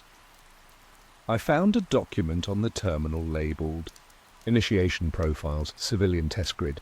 I opened it and read the list of cities: Denver, Austin, San Diego, Chicago, Philadelphia. Each location included parameters: transit density, law enforcement latency, population compliance indexes. The system wasn't contained to one site. Denver had been the prototype. The rollout had already begun. I extracted as much as I could, then moved to the adjacent lab. There I saw something I hadn't prepared for. Children, not many, just 3, each seated in a small room, watching a looping animation on a screen. They weren't restrained, but they sat still, unmoving, eyes wide and unblinking. I accessed the feed and checked the session log. The program playing was labeled Inductive, Conditioning, Phase 1. The notes stated Pre-linguistic reinforcement of hierarchical obedience. Target age range 4-7 years. I backed away slowly, disgust tightening every nerve in my body. These weren't experiments, they were installations, factories for manufacturing consent. I needed to get out. As I turned toward the exit, a noise behind me stopped my breath, the soft hiss of the door sliding open. I ducked behind a server rack and held still. A figure in a grey coat entered, not military, not security. His coat bore no insignia, but his eyes were cold and knowing. He looked at the monitors, typed a command, and watched the children's sessions end. One by one, the screens went black. He whispered something into a mic, clipped to his collar. Grid 7 stable, recalibration complete, initiate loophold protocol. Then he paused, turned his head slightly, as if sensing movement. I didn't wait. I slipped out through the secondary access door and ran. No alarms sounded, no footsteps followed, but I didn't trust the silence. Back above ground, I crossed the field to my car and drove hard toward the western edge of the city. I didn't stop until I reached a secure storage unit where I had hidden my original flash drives and copies of every interview, every photograph, every trace of what I had seen. There, I made a final backup and uploaded a draft of the full story to a cold archive used by whistleblower networks. I encrypted the upload with a key phrase only Vanessa would recognize, something we had agreed on years ago in case things ever went sideways. Then I sat back and tried to breathe. What I had uncovered wasn't a conspiracy theory, it was an operational program sanctioned and sustained, buried under a global transportation network and justified in the name of safety, efficiency, and national security. But it wasn't safety they were building for. It was conditioning. Not of threats, but of civilians. The system wasn't designed to stop resistance. It was built to erase the thought of resistance before it ever took shape. The subjects in those labs, especially the children, weren't being tortured or harmed in obvious ways. That was the point. It wasn't about pain, it was about compliance through peace, calmness engineered into passivity. That was the real weapon, not fear, but surrender, and the scariest part was how effective it had already become. I needed to know how far the surveillance extended beyond the walls of the facility, beyond the loops and the experiments. The behavioral conditioning was just one piece, but I had started noticing a different pattern, how people acted within the airport, not just those underground. Back inside the terminal days earlier, I had seen the murals, the colors, the strange layout of the building, but I hadn't understood the full extent of what I was standing in. Now I did. DIA wasn't just a site for passive observation. It was an active testing ground for real-world surveillance implementation. I returned with a new objective: identify the methods they used above ground to test their technologies in open civilian environments. I walked in through the main terminal, just after noon, blending in with a crowd of travelers arriving from the East Concourse. I moved like I belonged, dressed in layers with a travel bag slung over my shoulder. As I walked the length of the main corridor, I paid attention to the ceilings. That's where I saw them. Thin glass bulbs recessed into decorative metal panels, disguised as lighting, but positioned too precisely for aesthetic design. I counted at least 20 within my first few minutes. They followed no artistic pattern, but instead aligned directly over waiting areas, ticketing lines and corridors that forced congestion. I paused near one of the mural clusters and looked up. Mounted in the shadows of an overhang was a square device the size of a paperback, its outer edge lined with small holes. I had seen a schematic for it once in a classified procurement file. It was an experimental audio emission tool capable of projecting high-frequency tones inaudible to most adults. The theory was simple: induce low-level agitation to increase compliance without physical force. Travelers who lingered too long would feel uncomfortable without knowing why. I stood beneath it for less than a minute before a faint tension crept along my jaw and temples. It wasn't pain, it was pressure, like the air itself was vibrating against my thoughts. I moved on quickly. Near baggage claim, I noticed a different pattern. Surveillance pods disguised as advertisement kiosks displayed shifting images of local attractions, but every few frames showed rapidly flashing geometric shapes, brief enough not to register consciously, but present often enough to build familiarity. I filmed several sequences and slowed the playback later. Embedded in the transitions were frame-locked codes, symbols from the underground documents, flashed at intervals too quick for untrained eyes to detect. It was visual conditioning woven into distraction. I exited the main concourse and entered the security checkpoint area.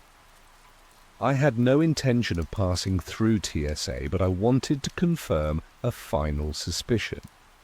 Above the checkpoint lanes were circular vents that rotated in synchronized patterns. I checked the airflow. The air wasn't cool. It was dry and perfumed with a faint scent I couldn't place.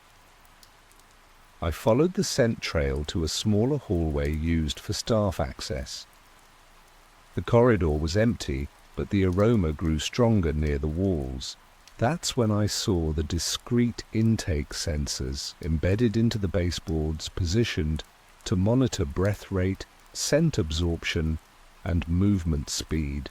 The entire environment was tuned to capture data in real time, not just to track movement, but to measure response. I exited the airport without incident and returned to my safe house. There I compiled the footage, images, and environmental recordings. I ran them through software designed to detect non-visible spectrum manipulation and confirmed the presence of multiple layered frequencies in the audio files, some falling just outside standard human range, others tightly looped in the 17 kHz band. Each loop showed correlation with known behavioral modification studies. The surveillance wasn't passive, it was adaptive. The system tracked you, nudged you, responded when you resisted, and corrected your trajectory without confrontation. The public never noticed. They followed the flow. Those who didn't, those who stopped too long, veered too far, or acted unpredictably, were flagged. One of the documents Vieira had given me explained the term anomalous flow deviation. It was their label for anyone who moved against the predicted pattern. The system didn't confront you immediately, it waited, it watched. Then it guided you back or marked you for deeper review. I cross-checked that term against a database of publicly reported airport incidents. Nearly every case involving a suspicious individual later dismissed as a false alarm had occurred near one of the high surveillance corridors. The system wasn't identifying threats, it was identifying anomalies. It didn't care what you believed, it only cared if you behaved inside the model. Outside behavior required correction. I reached out to Vanessa again. This time I didn't wait for permission. I sent her a package containing raw footage, sensor readings, code captures, and my preliminary findings. The leak had to begin. She replied 6 hours later with only 2 words. I see. That was enough. She understood the risk. I encrypted and prepared a wider distribution, targeting independent researchers, privacy watchdogs, and international investigative outlets.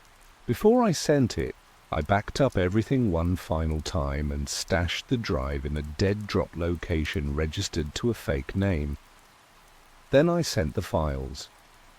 Within 30 minutes, I lost access to every cloud account I had ever used. My backup email was locked. My phone stopped receiving signals. The system wasn't just reacting, it was already enacting damage control. But it was too late. The files were out. The evidence was real. And the airport, every corridor, every mural, every subtle hum was now part of the public record. Whether people would believe it or not didn't matter anymore. The architecture of surveillance had been exposed, the system had been named, and for the first time in years it would have to face scrutiny it couldn't shape or suppress. The day after the leak, my name no longer pulled up reliable results online. Articles I had written were either missing, attributed to others, or flagged as potential misinformation. Vanessa's account went dark, her last message reading only, "They're moving faster than expected." Independent outlets picked up fragments of the story, republishing parts of the report with cautious disclaimers. The footage from inside the airport spread through fringe networks, triggering debates across forums and private channels. Some dismissed it as manipulated, others recognized the symbols, the layout, the frequency signatures, and connected it to years of speculation that had never gained traction until now. The story began to shift from surveillance to something wider. I started receiving messages from insiders across different sectors: transportation, logistics, telecom infrastructure, behavioral research. One of them, using the name Halberd, sent a set of files encrypted with a cipher I had only seen once before, embedded in the Phase 5 documentation from the underground facility. When I decoded it, I found a 2018 white paper titled Transition Architecture: Strategic Environmental Preconditioning for Post-Crisis Stabilization. The author was redacted. The funding source was listed as a multinational development coalition affiliated with global trade and disaster planning think tanks. The document outlined the theoretical basis for a global reset, not a singular event, but a process. The plan hinged on public perception reorientation following systems collapse, with the stated goal of reducing civil disruption during economic, ecological, or structural transitions. Denver was listed as a model node. Other cities followed, linked through shared data pipelines and harmonized behavioral architecture. Each site was designed to serve a dual function: normal operations and continuity stabilization in the event of catastrophic failure.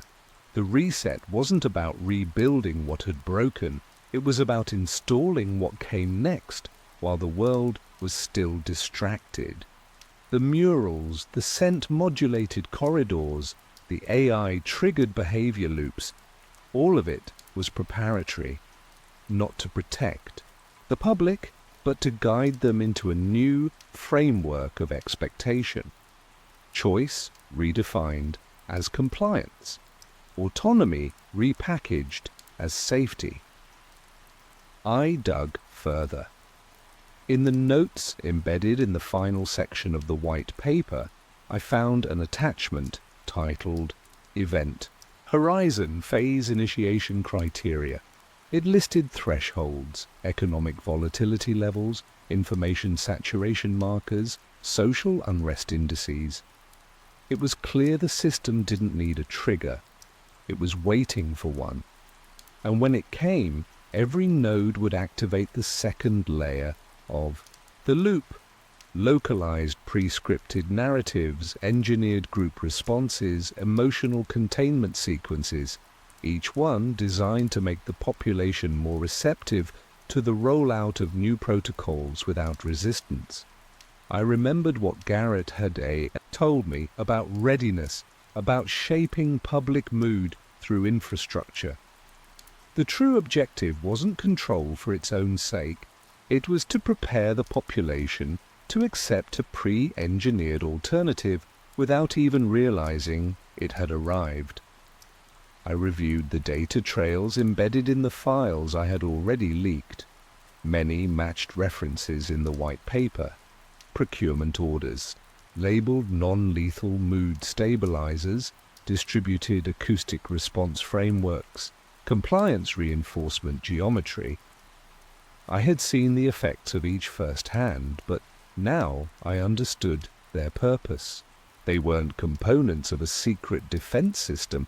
They were the tools of a quiet transformation, one city at a time, invisible to anyone not trained to see the pattern. That night I received a message routed through an anonymous whistleblower, platform I hadn't used in years. It came with a single sentence: "Your name is on the deployment ledger." Attached was a list, hundreds of names, each marked with identifiers, location tags, and predictive behavior models. Some had notes like active node vector, deviation observed, or terminate flow influence.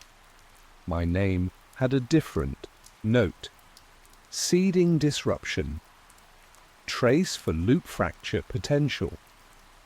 I wasn't just being watched. I had been categorized as a destabilizing threat. That explained the speed of their countermeasures, the scrubbed records, the shadow vehicles, the erased identities of those who had helped me. I was no longer outside the system. I was interfering with its function. I tried reaching out to Vanessa one last time through a relay network. The message bounced. Her server had been seized by an agency operating under a domestic infrastructure. Task force not listed under DHS or FBI. The real agency names didn't matter anymore. The control had shifted from offices and acronyms to systems and algorithms. The question was no longer who ran it. The question was what would happen once it was fully live. I knew now that the reset was not a singular explosion of change, but a quiet submission to gradual shifts made to feel inevitable. Murals that told a new history, airport terminals that felt safer the longer you stayed, news cycles that discouraged doubt by amplifying only certainty. I reviewed the last batch of logs from the facility beneath DIA. A tag on one of the control documents caught my attention. It read SCP-A4A AI Behavioral Prediction Suite National Rollout Readiness 97.4%. It wasn't a pilot anymore. The system was ready. The only unknown was how the public would respond when the next crisis pushed the first domino, or if the system had already accounted for that too. I gathered my notes, printed physical copies, and mailed them to trusted contacts under false names. Every backup I had was distributed. My identity was compromised, but the story had to survive me. I didn't know when the reset would start. I only knew it had already begun. Quietly, efficiently, through the infrastructure we were told was built to move us, protect us, inform us. And when it happened, it would feel ordinary. That was the brilliance of the design. The population would welcome the change not because they agreed with it, but because the system had already trained them to. The next step wasn't about exposure.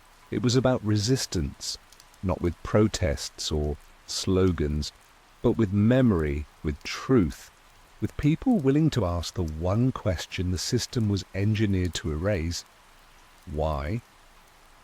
The closer I got to the next mural rotation date, the more visible the system became. It wasn't just the airport now, it was the surrounding infrastructure, the city buses with muted color palettes, the newly installed wayfinding signs across downtown that mimicked the flow cues of airport corridors, the subtle lighting shifts in public plazas that now mirrored the same pulse cycles I had seen embedded in the DIA terminals. Every part of the environment had been calibrated to reduce resistance and elevate suggestibility. I tracked new funding grants labeled as public safety upgrades, but the allocations didn't match the stated goals. Instead of surveillance cameras or lighting repairs, the money-funded ambient audio systems, scent dispersion modules, and pressure-sensitive flooring designed to adjust real-time crowd dispersion. I matched their specifications to a fresh shipment delivered directly to the DIA maintenance wing. The shipping invoice listed a coded reference, Viz DIA C3 ROTI, identical to the one Elise had warned me about weeks earlier. The mural rotation wasn't just an aesthetic refresh. It marked the initiation of the final environmental update. I needed proof of the shift as it happened. I contacted a freelance airport contractor whose ID I had lifted months earlier and reprogrammed the badge to gain access to restricted service areas. At 3 a.m. 2 nights before the rotation, I entered through the utility corridor near Gate C38 and slipped into the maintenance sublevel. It was nearly silent, but the lights were on, and new cables ran along the floor, freshly tagged and not yet fully integrated. They led to a climate-controlled storage unit filled with large flat crates. Each was labeled as art inventory but had internal tracking tags linked to environmental controls, not cultural exhibits. I opened one and found the first of the new mural panels, angular, metallic, darker than the previous sets. Behind the paint, embedded micro panels shimmered faintly. I knew the tech from an older prototype I had seen during a defense expo years earlier. It wasn't just decorative. These surfaces carried reactive light matrices, devices capable of emitting narrowband neural frequency modulations. The mural wasn't art, it was delivery, a wide-angle, slow-release broadcast tuned to the emotional harmonics of public space. Each panel was a transmitter. I filmed it, tagged the internal components, and uploaded the data to a hidden node on the independent network Vanessa and I had used. Moments later, a warning flashed across my device. Access breach detected. Static response engaged. I shut the system down and exited the corridor immediately. On my way out, I passed 2 uniformed agents, neither marked as TSA nor airport security. Their jackets bore no insignia, but their presence in the maintenance wing told me everything. The mural rotation wasn't just a technical update, it was a deployment. When I reached the surface level, the terminal felt different, colder, quieter. I noticed that background audio, normally a blend of announcements and soft ambient music, had changed to a droning loop, so low it could barely be noticed, unless you were already listening for it. It was the same pattern used during Phase 3 simulations. The conditioning had already started. By noon that day, I had verified that similar installations were taking place at 2 other airports, Chicago Midway and Philadelphia International. A contact in Europe confirmed parallel updates inside Frankfurt's international terminal. The global reset wasn't theory anymore, it was synchronized infrastructure activation. Each location timed for a data-driven window of maximum influence, according to behavioral compliance curves developed over nearly a decade. I uploaded the last of the footage with annotated overlays and pushed it through the largest channel I had left, a known aggregator of state-suppressed media. Within 2 hours, the video had been shared by several minor news accounts, each flagged almost immediately. Comments sections vanished, reposts were disabled, the platform remained live, but the algorithm buried the content before it reached more than a few thousand eyes. The system didn't delete the truth. It drowned it in silence, but not completely. By midnight, someone had mirrored the file on a decentralized archive, and that link began to spread.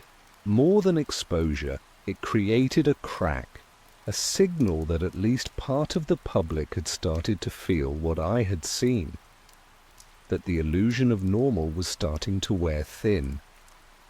Inside the terminal, activity increased, more suits, fewer uniforms.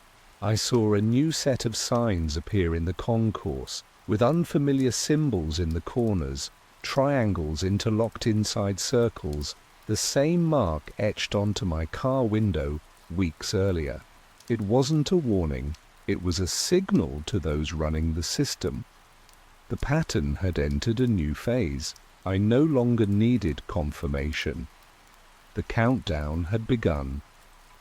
Everything pointed toward synchronized activation of what the documents called Environmental Harmonization Protocol Phase 0. According to the file Vieira had provided, Phase 0 wasn't the climax. It was the tipping point. Once enough nodes aligned, the reset would stop being theoretical. Behavioral thresholds would be adjusted in real time across major hubs. Resistance wouldn't vanish. It would dissolve, smoothed out by thousands of tiny sensory cues, unconscious associations and micro-interruptions designed to steer thoughts before they formed. That's why the final installations were so quiet. No force, no announcement, just a change in the feeling of the space. I had less than 48 hours. Whatever I had left to do, I had to do it before the mural was unveiled and the full system synced. I prepared a final drop, hard evidence, physical documents, a coded log of names and nodes, paired with a guide on how to detect the behavioral patterns from within. I included ways to break the loop, music patterns that disrupted ambient frequency sinks, movement routines that defied crowd flow modeling, and memory triggers designed to shake people loose from the artificial calm. I sent the package to 6 trusted contacts in 6 cities. If the reset could not be stopped, it had to at least be recognized. I knew the system was tracking me in real time now, but I also knew that recognition was the first step toward immunity. If enough people felt the lie beneath their feet, maybe they'd begin to resist, not with shouts, but with clarity. And maybe, just maybe, the signal I had sent would ripple far enough to interfere with the illusion before it took hold for good. The leak went live at 6:12 a.m. Mountain Time through a distributed relay I had prepared days earlier, within 5 minutes. The main archive containing all gathered footage, documents, schematics, and interviews was downloaded over 8,000 times. Within 10 minutes, the file was mirrored across 24 independent repositories. The release included everything: the biometric feedback data from the underground labs, the Phase 5 documentation, the mural rotation overlays, the subliminal conditioning reports, and the reset initiation protocols. There was no longer a need for speculation. The evidence was direct, layered, and impossible to dismiss, without also dismissing the names, dates, and verified identifiers stamped on every form. Vanessa's voice finally surfaced through a partner outlet based in Toronto. In a pre-recorded message, she walked viewers through the operational structure behind the conditioning system. She named the programs, the contractors, and the locations. She never mentioned me. That was part of the agreement. I would stay invisible so long as the leak stayed alive. But that window didn't last. By 07:45 a.m., the first national broadcast responded to the leak. The anchor's tone was even, professional, and empty. A series of unverified conspiracy files circulating online appear to claim that psychological experiments were conducted at Denver International Airport. Officials have denied all allegations. Within the hour, 3 federal agencies released near-identical statements calling the material fabricated digital propaganda, likely originating from foreign sources. My name never surfaced, but the message was clear. The system was attempting to dissolve the truth by wrapping it in noise. By midday, the largest file host in the mirror chain was seized under emergency national cybersecurity powers. 4 smaller platforms were issued takedown demands. One mirror server based in Iceland went dark. Another in Jakarta vanished completely. Still, the files kept spreading: peer-to-peer transfers, USB copies, encrypted drives sent by courier. Hundreds of downloads turned to thousands, and thousands into a growing storm of public response. Most mainstream media outlets refused to cover the story directly, but public forums exploded with discussion. Hashtags flooded comment threads. Many flagged or throttled within minutes, others buried under floods of unrelated content. The system's suppression algorithms were active, running counterinsurgency tactics in digital space, not with deletion, but by saturation. But the data wasn't going away. On encrypted message boards and dark data archives, researchers began breaking down the documents, matching procurement codes with known budget transfers, overlaying airport schematics with satellite imagery, and identifying hardware signatures embedded in public infrastructure. Whistleblowers started to emerge, slowly at first, then in waves. One former consultant confirmed the existence of feedback chambers in multiple domestic transit hubs. Another leaked blueprints for a secondary site under an abandoned rail project in Missouri. The leak was evolving. It was no longer just a story about Denver. It had become a map. By nightfall, protests formed outside DIA's main terminal.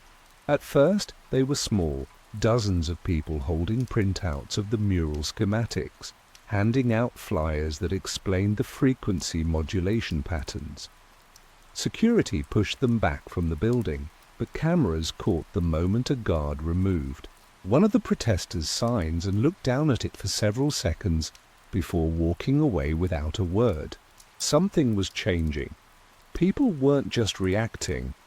They were recognizing the truth already buried inside them, something they had sensed without understanding for years. It wasn't panic. It was clarity. A realization that the unease they had long dismissed was never irrational. It had been embedded, cultivated, and suppressed by design, and now it was surfacing.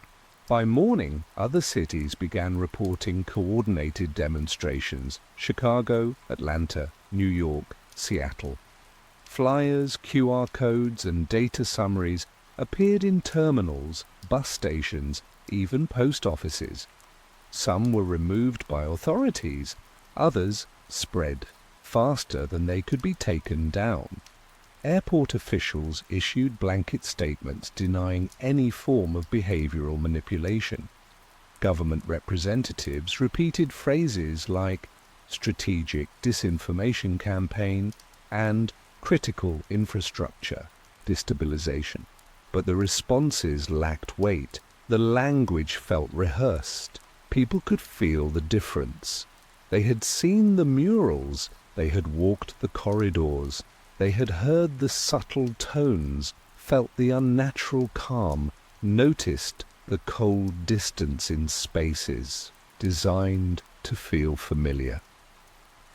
The system's influence hadn't disappeared. It was still operating, but for the first time people were seeing it while it ran.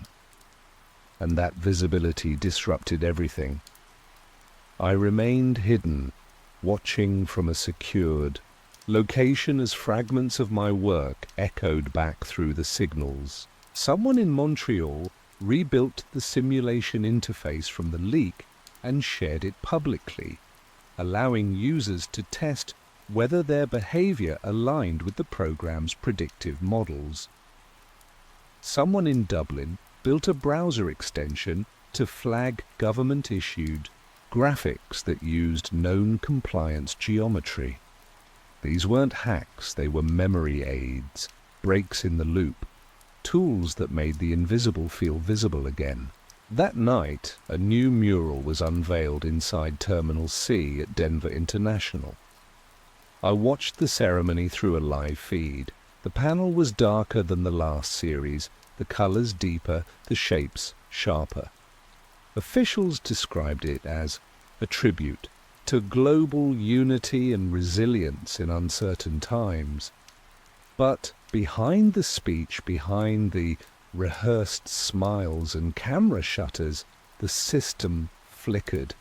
A security light glitched for several seconds. One of the background display monitors failed to update, stuck on an error code, visible only for a moment. I recognized it: F-loop resync. A system out of alignment. For the first time, the loop had fractured, not broken completely, but disrupted. And in systems like this, disruption spreads. That was the risk they had feared all along. Not exposure. Recognition. Because once the pattern is seen, it cannot be unseen. The final mural was in place. The system was fully online. But so were we. I never returned to Denver after the mural unveiling. By then, my presence would have triggered every surveillance layer buried inside the infrastructure. I stayed in motion, never sleeping in the same place twice, tracking the spread of the story from borrowed terminals and burner devices. The data hadn't been erased, it had multiplied. Analysts across continents mirrored the archive into offline. Libraries embedding it into firmware, seeding it into blockchain repositories, hiding it in the metadata of unrelated files. The system tried to suppress it through overexposure, flooding searches with distorted versions, injecting AI-generated decoys, offering contradicting narratives packaged with false witnesses. But real evidence persisted. Activists decrypted, the symbols embedded in the mural cycles revealing timestamps, node references, and event markers aligned with behavioral modeling targets. Former architects of the system began speaking through proxies, confirming what I already knew. The reset was never intended as a dramatic shift. It was incremental, engineered to feel natural, a convergence of compliance mechanisms delivered through ordinary design. People weren't supposed to notice, but they had. And now they were watching.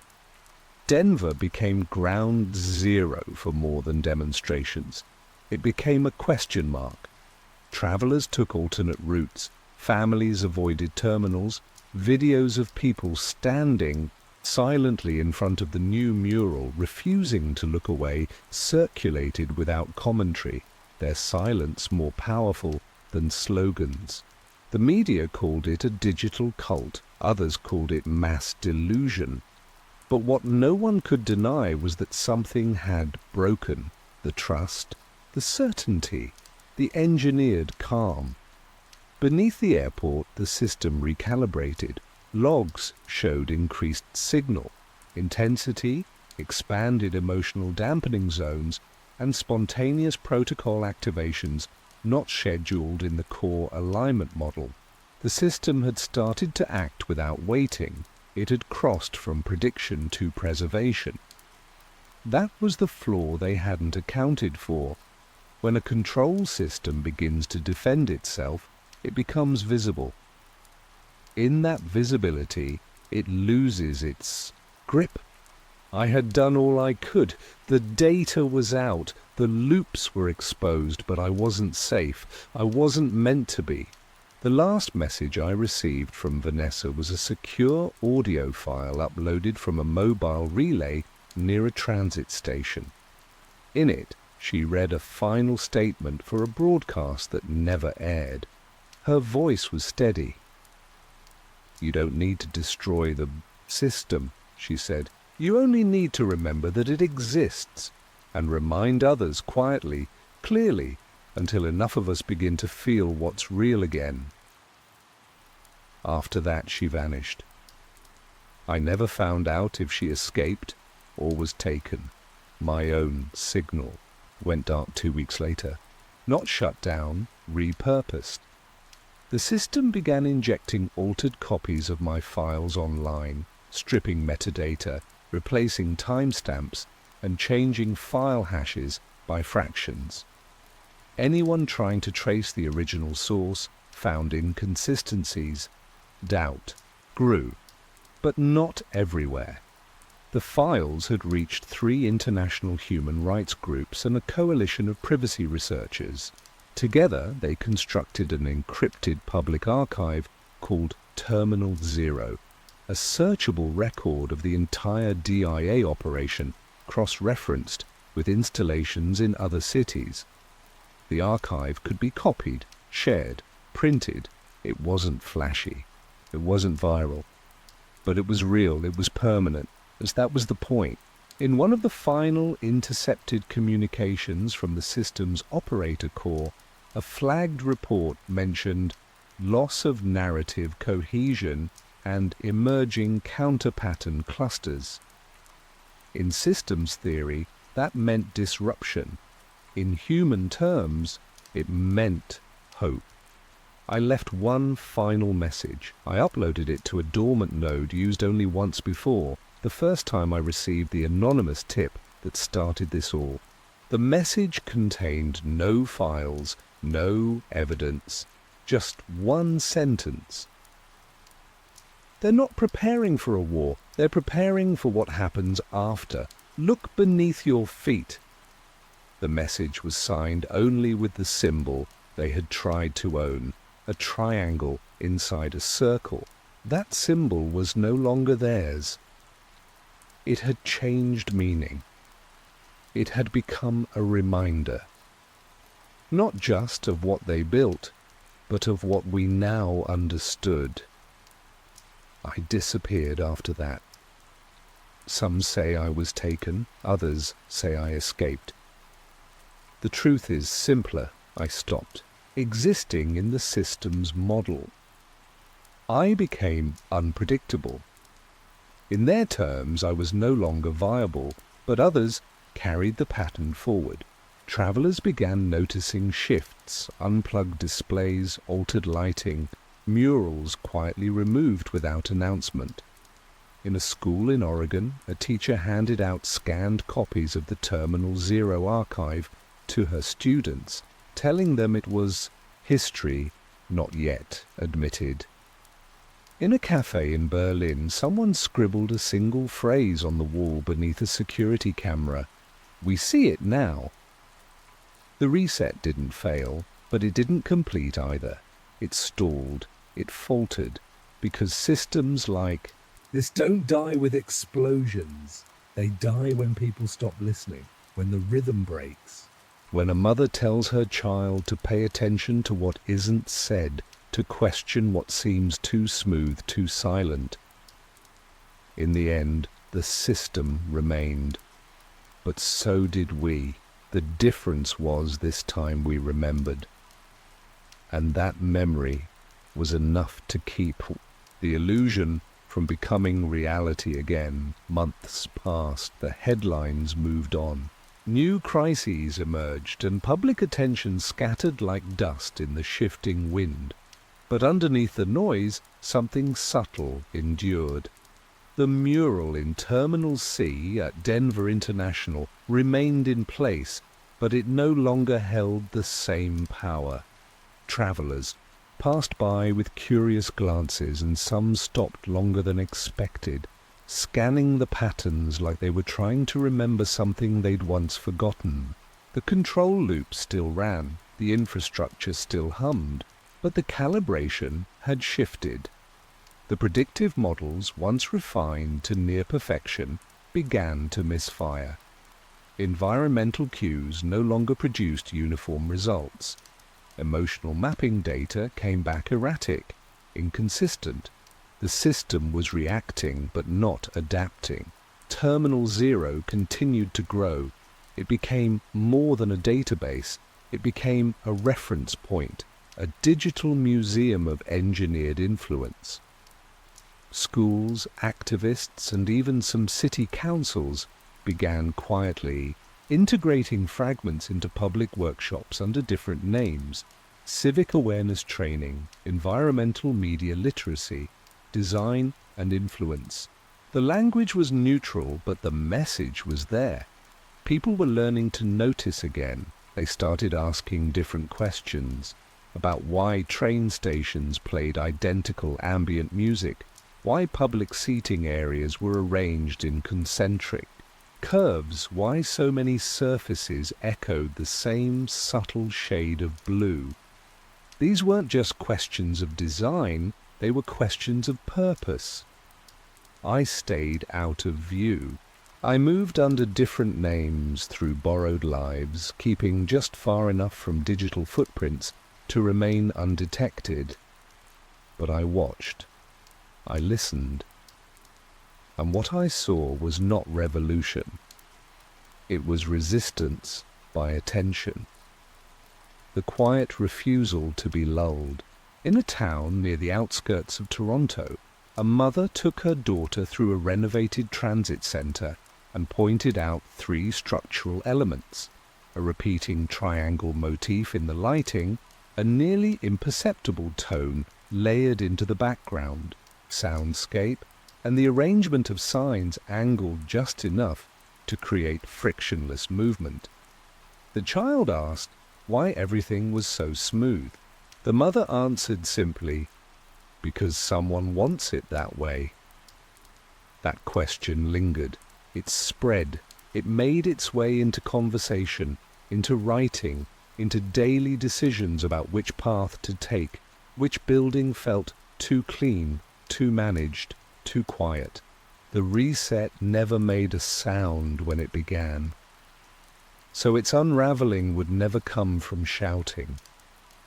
It would come from presence, from people slowing down in places built to rush them, from noticing when every design says go but their gut says stop. The system hadn't failed, and it hadn't disappeared, but its grip had loosened, its predictive edge dulled. In the absence of perfect control, uncertainty bloomed. That was enough. One signal had become thousands. A symbol once meant to mark. Submission now carried a new meaning, resistance encoded in recognition, a triangle inside a circle, chalked onto walls, carved into desks, slipped into margins of school books. A reminder passed silently from one watcher to another. I don't exist in any official system anymore. My name is a shadow. My record has been erased, rewritten, or never filed. But my memory remains in fragments scattered across hard drives, handwritten notes, and quiet exchanges between strangers who've never met but somehow recognize each other. We live beneath the architecture now. Not hiding, but listening. And as long as someone keeps asking, as long as someone stops in front of the mural and stares a second too long, the pattern will never close again. The loop is broken. And from within that fracture, we've learned not just how the system worked, but how to see it coming next time.